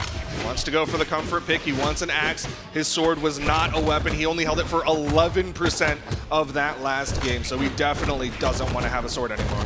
Oh, he's getting caught, though. My goodness, Moonir is completely destroying the disadvantage state. It'll be a pickup of the weapon still there with the weapon toss and recovery. Moni Another one there. It's going to beat out Moonir, who's trying to get those juggles going, but Moonir continuing to get this damage lead. Ooh. What a spot dodge. Ooh, but he gets disarmed there in a 3-piece on the side of Moni. Okay, another side sig, yeah, reads the movement there. That was Moonir trying to catch him with the side light, and Moni gonna get the first stock. No emote this time. This time he's locked in, wants to get this dub first. Thank goodness for that. Moonir with side sig coming out. End light from Moonir. Sorry, Moni will get the punish. Nair coming out as well. They pick up with the D-light into recovery. Doesn't find the recovery that time, though. Just immediately letting a side sig rip will get punished with the recovery, but the tank and that thick turtle shell that Imugi has will keep him in this stock. Yep, that Imugi defense, you can see it's paying dividends. Downlight, side air, that will be the stock though. Moonir keeps it close here, and we saw game number 1 where Moni had such a big lead. Moonir has yet to really give up a big lead like that. That runway that Moni had didn't lead to a game win, and that might have been his only chance to hold a lead that big. All right, over to the greatsword though. That first stock was predominantly the axe from Moni. Comes out there, that's a side light. The Nair as well, and avoids that one. Is going to be Moonir, gets a big D-sig and sends downwards. The side air does not connect though. Couldn't deny him that wall touch. Nice 3-piece on the side of Moni. Over to the axis here, side sig not gonna connect. Starts off the end light, recovery comes out as well. D-light as well, recovery avoided by, that's a side sig. He charges up, Moonir charges up his own as well. Healthy enough that wasn't too bad, but now it's about to be. The down sig connects, and Moonir takes another stock off of Moni. And Moonir kind of desperately charging the down sig on the gravity cancel there, because he realized, like, I did not earn this one, I should not hit, and that very end hitbox of it, catching Moni haphazardly recovering in the face, that end sig punishes the side sig, and I don't know if you saw, but I saw a little glint in Moonir's eyes, like, wait a minute, that's a punish. A big open up there as Moni has no weapon now. Moni struggling a little bit here, another neutral light. He'll even up the stock count. He has some health to play with here. It is not done yet. And the tank that Mugi is, as long as Moni's able to keep up with the weapons, it's going to be very good for him. Low dex doesn't mean much if you can cycle. Sider coming out there, that's an end light from Moonir, and looking for the ground pound, does not get it, and now Moni with an opportunity doesn't get anything for it. Moonir wins it out there, charging up the side sig. Big punish there, the dodge comes through, no weapon for Moonir now. Moni looking for this KO, looking for a side sig, I'm sure. Moonir knows it though. I like the decision from Moni. He went for the neutral opener, neutral finish. Tried to skip the bridge. Side sig, not gonna connect. He's doing it a lot, and Moonir's recognizing it. The axe signature kit will flip over, and that's a D-sig to cover the landing, and Moonir takes it, and again he starts, I'm not even sure what Moonir's doing with that one, but he's I don't know that hand motion. Yeah. Oh man, Moni. He had a couple times where that side signature hit, and it was like, okay, that's nice, but really, I feel like he was getting punished more often than not when he whiffed, specifically that greatsword side signature. This hit. It was. He was sweat beats. He KO'd himself anyway. So yeah, just a little bit of a flourish there. I think if Moonir realized that, maybe that's why he shook his head. He's like, I didn't even really need to do that. Yeah. Maybe a little rattled here. Oh, the hat's off. Oh no. It's serious. It is serious time. It's the weights are gone. It's what is his name? Sonic in Fox? the Joker movie where he's taking the makeup off. The Riddler? No. I have no idea. Okay. I have no idea. I don't know what you're talking about. 3, 2, 1. Right, here we go. Moni's sticking with the Imugi here for game number 3. This is, again, elimination side of things. Moni 1 game away from getting knocked out of the tournament. We've seen it many times as a way to save your aura, taking off your accessory and getting the wins. See if Moni can follow in the footsteps of many great FGC legends here. Moonir, there into Enlight, though. He's running down this Imugi right now in this bout, but gets disarmed off a sidelight. And look how light yellow Moni is losing his weapon already. That's a low dex coming into effect. Yeah, and you know he had to choose between dex and speed, and he opted for that movement speed. Values it just a little bit more. Weapon toss not going to connect. He's going real low off stage. Gets his recovery stuff. Dangerous spot for Moni. Doesn't get the wall touch. And he's going to fall. The movement speed not enough. Moonir taking the lead. Cheers in the crowd as Bread Mafia wants their boy to succeed, but a D-light into ground pound will be the start of maybe something great if Moni can make it happen. And speaking of great, the great sword getting picked up from Moni. When he picks up his battle boots, though, he's going to keep this game close. Spot dodge on the side of Moni to get through. There's again that side stick thrown out, and Moonir able to stop it. Moni trying to disengage, doesn't want to be in the open air. A lot of swinging from Moni, just very proactive, trying to get a hitbox out where Moonier might end up. The side stick will cover everything there, getting the dodge, but not the dodge in. He wanted with that down air read, and going for a GC sidelight very high up. Monier wanted to steal the stock there. Okay, neutral stick thrown out. Moni able to get around it. Not hitting with either of his light attacks. It's a neutral air. Moonier currently disarmed, but there's a weapon spawn right on top of him. Ooh. Just backwards there, and that almost carried with the weapon toss into the recovery. Moonier will pick up his battle boots, and that's going to be his signature, trying to call out a landing. Nair comes out as well. Weapon toss downwards, and it's a bit of a scramble. Center stage, Moonier puts himself in the corner to reset, and the side stick covers everything there, and Moni is able to take out that stock. Crowd chanting one more. They want Moni to take this one. They want him to continue on here. Gets disarmed by the side light from Moonier. Oh, doesn't go for the weapon spawn. Instead, tries to keep the unarmed aggression. But here we are. Final stocks basically even. It's game 3, though, and the stakes so high here as the loser of this is out of the tournament at 7th place. Moonier, big pick up there with the Nair. The Nair comes out from Moni as well.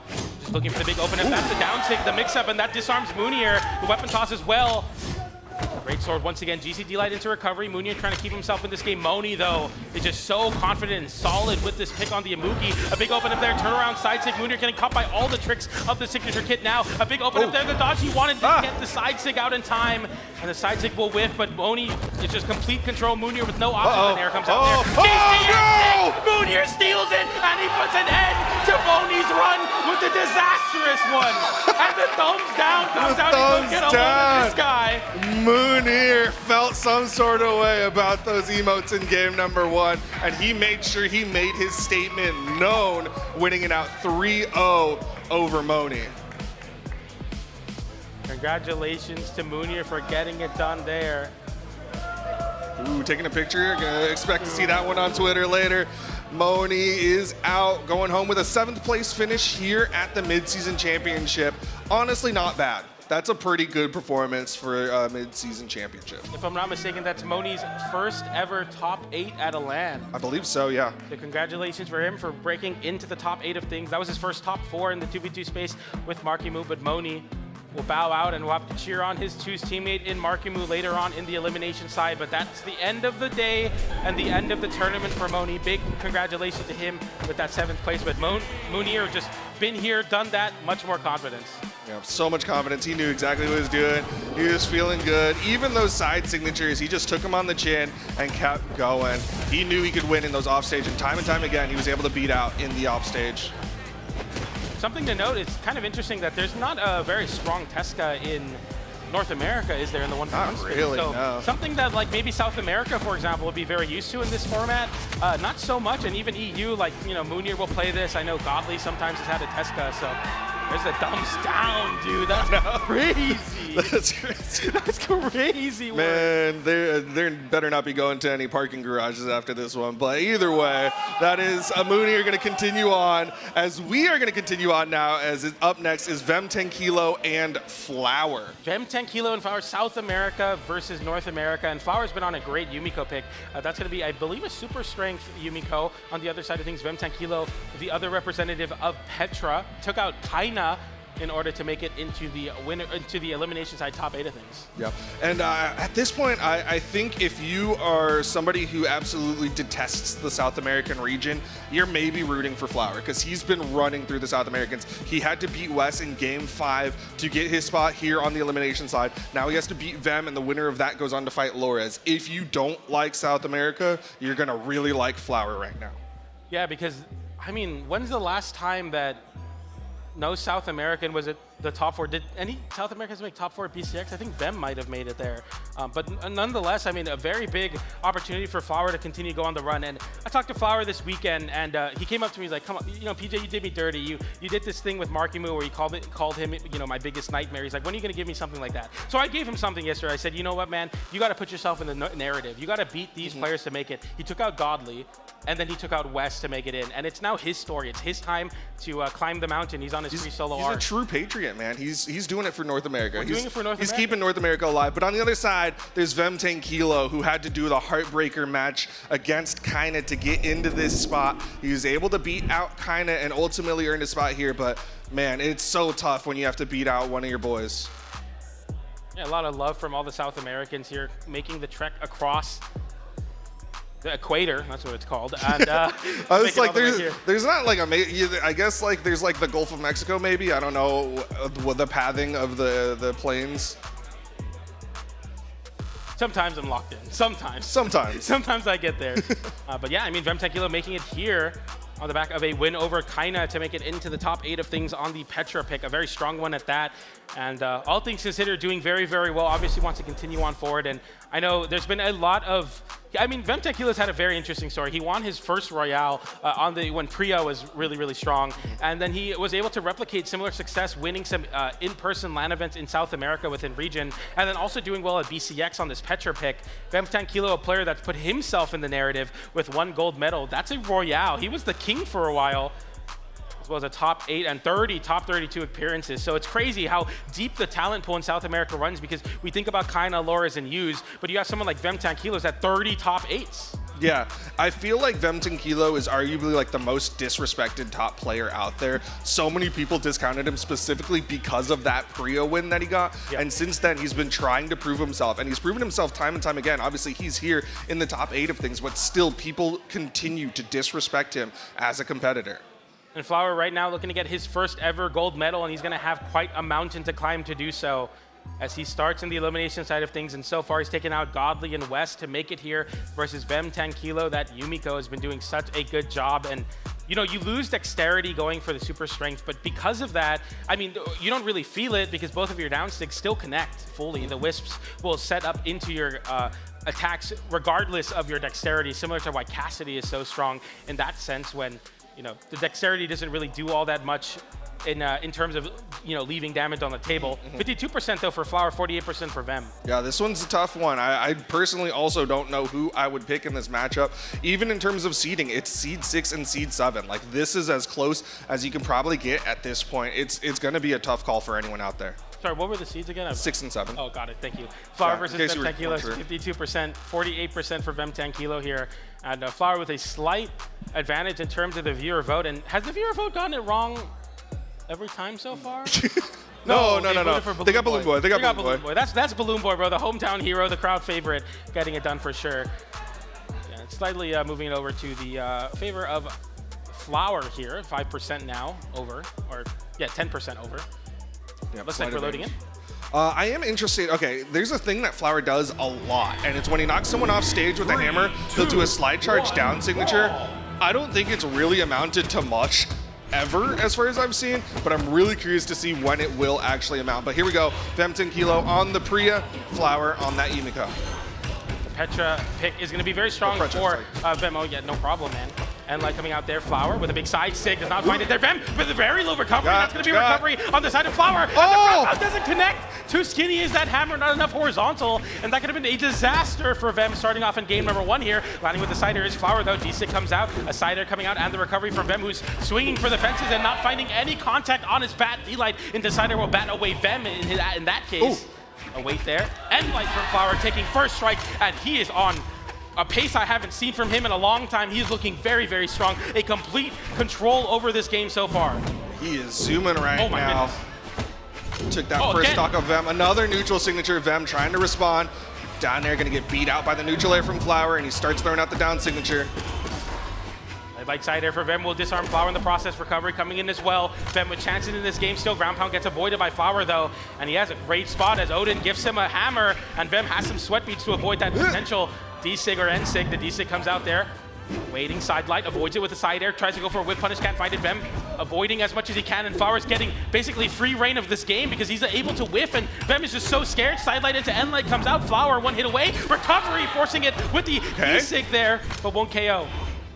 Open advantage to Vem. Goes for a gravity cancel neutral light on top of the weapon spawn. Flower now onto his bow. Oh!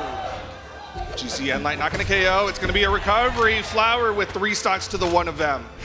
A pace we haven't seen since BCX, where he was able to make a top 8 on this Yumiko pick, but he was one and done there. He does not want to do that here. Downer comes out from Vem. That's going to be the first stock for Vem, taking it off of Flower there with the Gauntlet's down air. D-Light side light, waiting, trying to go for a big Nair read. You have a lot of room to work with here if you're Vem, and that's going to be a big pickup there. It's not over yet. Looking for the side light on that landing side air. Nair beats out the wisp. Side light into recovery. Vem has yet to be touched, and the stock avoids the Nair there, going for the side light, avoiding the hammer as much as possible, and End Light will put an end to that momentum, and Flower will go back to his game plan with his D-Sigs in the corner. Side light to try to check an early recovery. That's going to be a side light into recovery for Vem. Nice. D-Light into recovery, and he perfectly comes back in this game, and Vem keeps his name in the conversation for game 1. Make sure not to drop the combo there, gets the KO, and like you said, keeps this one close, keeps the conversation going as Flower, he's hoping for a weapon spawn soon because he does not want to hold on to this bow much longer. Dodge into the ground there, End Light into the recovery. Vem completely controlling since he's got put on his last. Cider coming out as well, chase dodging, forcing Flower to recover low here.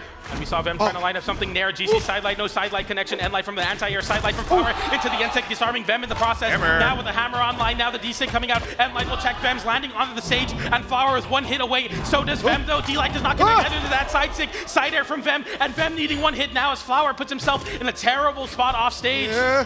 Side 2 air. exclamation points. Vem goes for the turnaround side air, not going to connect. Flower now holding this corner. 2 exclamation points come out, but a scoop up almost does it. Not yet. Looking for the End Light, looking for a D-Sig, looking for the scoop. Vem recovers. He turned it around to another recovery. No punish from Flower. The scoop, the score. Flower clutches the game and takes game number 1. A total battle for just this first game in the set. It's incredibly close. Vem almost making a big comeback, but Flower was able to clutch it up with the scoop and score. Hammer down air. Had to go to the bottom of the tub to get all of the ice cream for that scoop up, but it was still enough to make a full cone, and that is Flower currently up 1-0. That was a scary recovery. I thought Flower was going to dare there.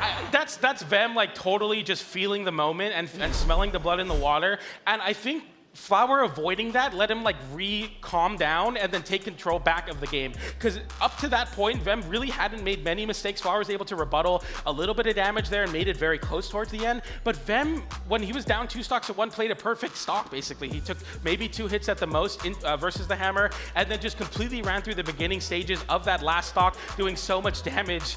And yeah, all things considered, just a great clutch for Flower. But Vem Tankilo, I think for him, he's like, I probably should have won that game, all things considered. I'm in this set. Yeah, I mean, his confidence shouldn't be shaken too much. I mean, obviously, you saw the graph. I was really looking at that second stock of Flower because that was a very small triangle of time where Vem Tankilo took an entire stock off of Flower without losing his. We'll go to game number 2. Demon Island is the venue for it. The 3-2-1 brawl, Flower and Vem. Vem with a great last kind of bout in that game, but it's going to be very different here. Smaller Waldo, and that's something you have to really think about here, especially versus Gauntlets' Flower. Whoa, a lot of damage. An End Light 2, he's continuing the pressure. Starting to utilize this bow a little bit more. Didn't do too much with it in the last game. Now it's up to the hammer. Okay. There's going to spike off stage. That's really bad. The weapon toss does not connect, though. Vem keeps himself in this, avoiding that N-Sig. The recovery comes out now. Flower with the ground pound getting back to the stage. Vem not really expecting it. GC sidelight will whip that side. It will connect, though. Side air into the wall for Flower. Vem has to avoid that downer. Does do so and gets a side air for his troubles. GC D-Light into the recovery. Punishes the weapon toss. And for the first time in this set, Vem with the stock lead. Really clean play on the side of Vem. Spot dodging through the weapon toss. Getting the gravity cancel downlight in time. And then chase dodging forward for that recovery. Vem looking solid. The downers and the nairs, they're both trying to meet each other in the air. Downlight into side air from Flower. D-Sig, just trying to line up something, forcing the recovery, and the exclamation points come out. Flower puts an exclamation point on that stock with the N-Light. Yeah, that's something Flower is very accustomed to, is just forcing out the options of the opponent, just waiting on stage, putting out all the traps, and making them have to work for their position back on the stage. Light comes out there. The damage so even here. This is where really the big strings start to come into effect here, especially for the side of Vem, but Flower as well, who's been so good at calling out these options. Wake up side light, immediately punished with an N-Light into recovery that time. The crowd getting a little bit of a pop for that one, and that N-Sec surely will do so there, as Flower now just needs a D-Light into recovery. He hits the wall, but he does not get his resources as he was in hit stun, and Flower up 2 stocks to 1, regains the stock lead. Yeah, now he's looking incredibly healthy, as he still has to take a lot more damage before he gets knocked out, but he won't take any yet because He is putting the arrows into them. Oh my goodness, the N-Sig to follow up off that D-Light as well. And Flower in complete control gets the last hit of that D-Sig. GC D-Light into Cider, meets him in the air where he flies. And another one there. And Flower just completely took over this set. And a statement last stock, a statement game 2, a 2-stock for Flower. Yeah, in that final situation, Vem 10 Kilo just put himself on the train ride straight into Flower's hammer Nair for a very easy KO on the side of Flower. I love that Flower had the willingness to finish the KOs. I think a lot of times when you're playing Yumiko, because of your signature kit and because of how stable the legend can be, you're just like, I don't need to force something. But I like when he does do that. I like when he says, you know what? I could just sit back on stage. I could just make it happen. And speaking of making something happen, we go to Terminus here, and we are here on the Cassidy, the super strength, 8 strength Cassidy, the meta demon herself returns and makes her first appearance on the top 8 stage. So far, struggling to get a weapon, picks it up, stomp into the neutral signature. The 2 Hammer Legends that have benefited the most from Super Strength right here, right now. D-Light into N-Sig, again, big damage. Vem keeping himself in this set, and this counter pick might just be what he needs. Flower sidelight there, going for the stomp, doesn't find it there. N-Sig coming out. I would like to remind you, Flower took 2 games off of Wes's Cassidy to make it into the top 8 position in the first place. That's a big side stick. He answers back, and right now, Flower with complete control even after this swap. N-Sig caught him jumping. stock. The neutral signature reaches far enough back. Vem tried to get past him. Flower with the stock advantage. 2 stocks left for Vem 10 Kilo in the tournament. And my Nair, more damage, swapping over to another Hammer. Vem, fish out of water, it feels like right now. I've only really seen so much success on the Petra. He's trying to make this Cassidy work, but Flower, as he said himself, Yumiko uniquely a legend that's so strong at weapon starving their opponent because of the signature kit. That time Vem will pick up blasters and say, that's not why I picked Cassidy. What's the hammer? Manages to pick it up, but Flower already putting out that damage. Cider Goes catches the jump, and to the N-Sig, N-Sig! and Vem can't make it back, and Vem leans back and smiles and scratches his head and thinks, this could be the end of my run. It's looking dire here for Vem 10 Kilo. Flower looking in such a commanding spot. Just so strong with this hammer. Vem able to show off a little bit with the unarm, but he needs to get this KO ASAP. The Nair does not connect there even after the pivot. GC D-Light into side air. I have a lot to say about this stage pick, but right now Vem can't really think about all the mistakes he might have made there. Right now he needs to come together and force a game 4 at any means necessary. Cider comes out there from Vem, pushes Flower in the corner, D-Light into the N-Sig. It's not over yet.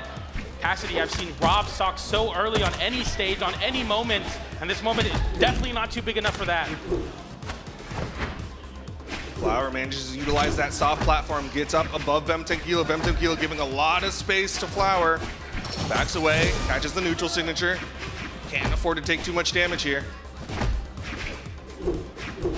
Cider coming out, Flower with it. That's a big N-Sig, does not send off stage though. D-Sig forcing the dodge out. GC D-Light into Nair. Flower opens up Vem on his last stock of the tournament. The Nair comes out as well, disarms in the process, looking for the D-Light. It's a side air from Vem, looking to line up an edge guard. He puts himself too low. Flower unarmed with the down air. Side air doesn't connect. Unarmed recovery will give Vem another chance of life. Down air there into the side air. Flower with the bow online, and Vem will punish the N-Sig accordingly with the down air. GC sidelight does not connect. N-Sig makes it back. Holds on. Recovery. KOs. And Flower moves on into elimination side semi-finals. That was a big win there for Flower. Yeah, it goes on into the top 6 of things. Those gravity cancel neutral signatures narrowly giving him those wall touches, but even without that, he was in such a strong position, just so good with the hammer against Vem 10 Kilo. In that last game alone, he was able to put out 322 damage with his hammer of the 495 total he put out. So just some fantastic play with the hammer on Flower's part.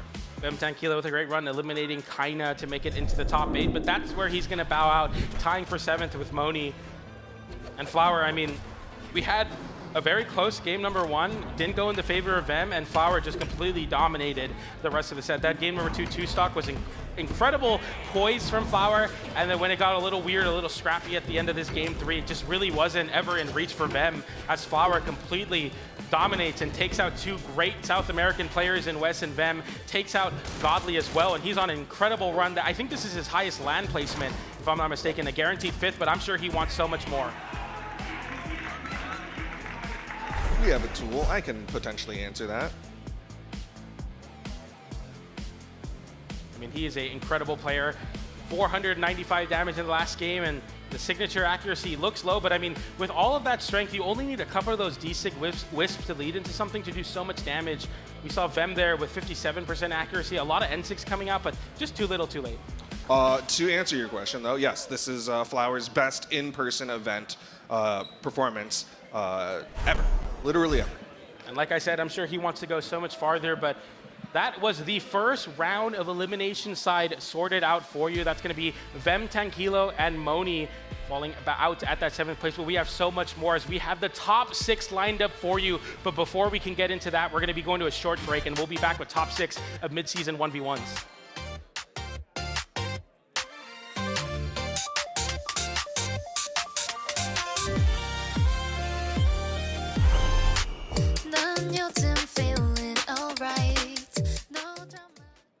Alright, so I'm joined here today with Munir, and you just a moment ago actually won the 2v2 tournament here, but we do of course have one game mode left, the 1v1 side of things. You're in top 8. Let me know, how are you feeling so far about the tournament? Well, yeah, like you said so far, I won 2v2. Yeah? So yeah, that's very entertaining. It gave me a very good feeling. Also a bit tired because it was a very, very stressful set because we had to make a comeback from losing and like a grand finals reset. Yeah. Still some adrenaline? Yeah, still a little bit, so I had to like calm down. Yeah, so how are you planning to try and get in the zone for 1v1? Or 1v1. You have any ritual? Just play and just don't care what's gonna happen. Because like I already won 2s, that's what I came for. I won 2v2. 1v1 is just like if I place and make extra money, it's always welcome. But yeah, like I said, I haven't played much once after Summer Real as well, and then I still got top 8 B6 and like top 8 again here. And then yeah, I was like, if I'm here anyways, let's just like make the best of it, try to win as much as I can, but I will not be like very upset if I lose, especially now since I have the 2s win, so yeah, it doesn't really matter. Yeah, okay, so I did also want to ask you, just looking at the bracket and who's in top 8 right now, is there anyone in the bracket right now who you feel is like kind of your demon? Anyone who's like, I don't want to, if I run up against that guy, it's probably gonna be difficult, or are they all the same? Not really. I mean, I fought all of them at multiple royals. These are the guys that said, oh, I do not want to fight Loris because he's playing Ada. That's why I lost to him earlier. So now you have to remind me again because that character was absolutely busted. That was actually not fun to play. Normally I have fun in every set I play against Loris specifically. I always have fun. This time, Ada, you have to stop it now. Yeah, he has to. I actually had to step out the venue for that one, but I had to go back to Dusk. That was not fun to fight. Apart from that, yeah, everyone is the same because I fought them all royals. So like, I have as much as a winning chance as a losing chance, so you know it's just going to be a fun sets with everyone. But yeah, Loris with Ada is just the most annoying thing in the bracket currently.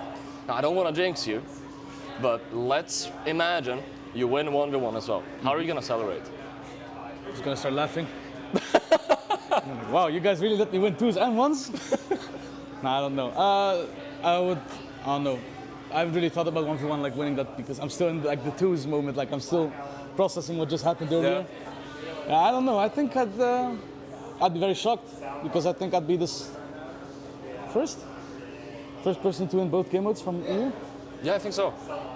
Yeah. Yeah, it would be the first one. So yeah, if I would do that, then making history again, then it would be absolutely insane. Yeah. So, yeah.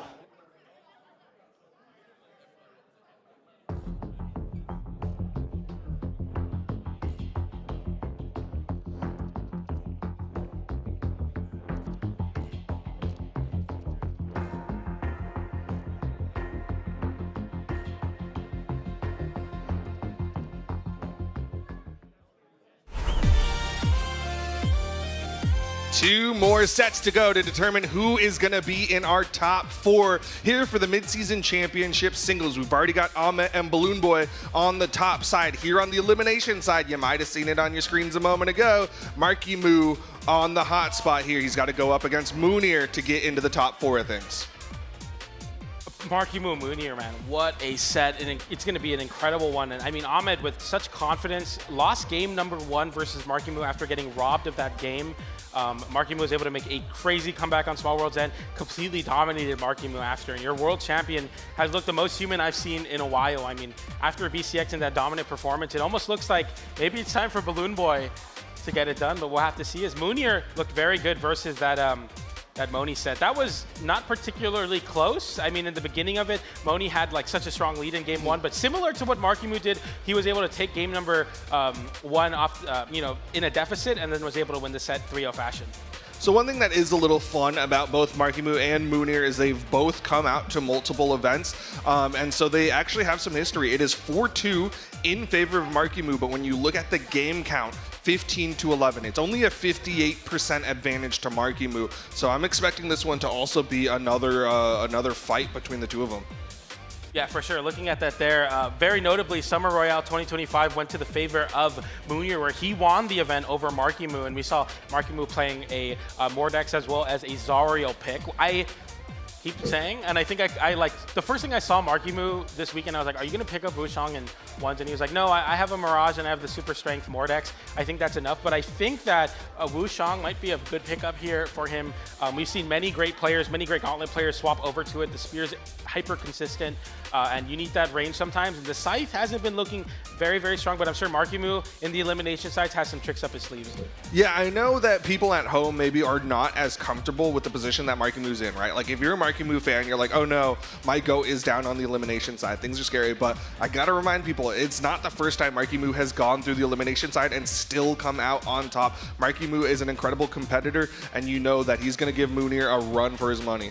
Yeah, run for his money indeed. And I mean, this is a world champion right here, right now, in the elimination side of things as we get a pan of the venue and the audience. Shout out to the camera op out there. He's been doing a great job. Yeah, I think he's got, what, like 25 years of experience? 25 years of experience. He does everything. He works at Mercedes-Benz down the street. Hey.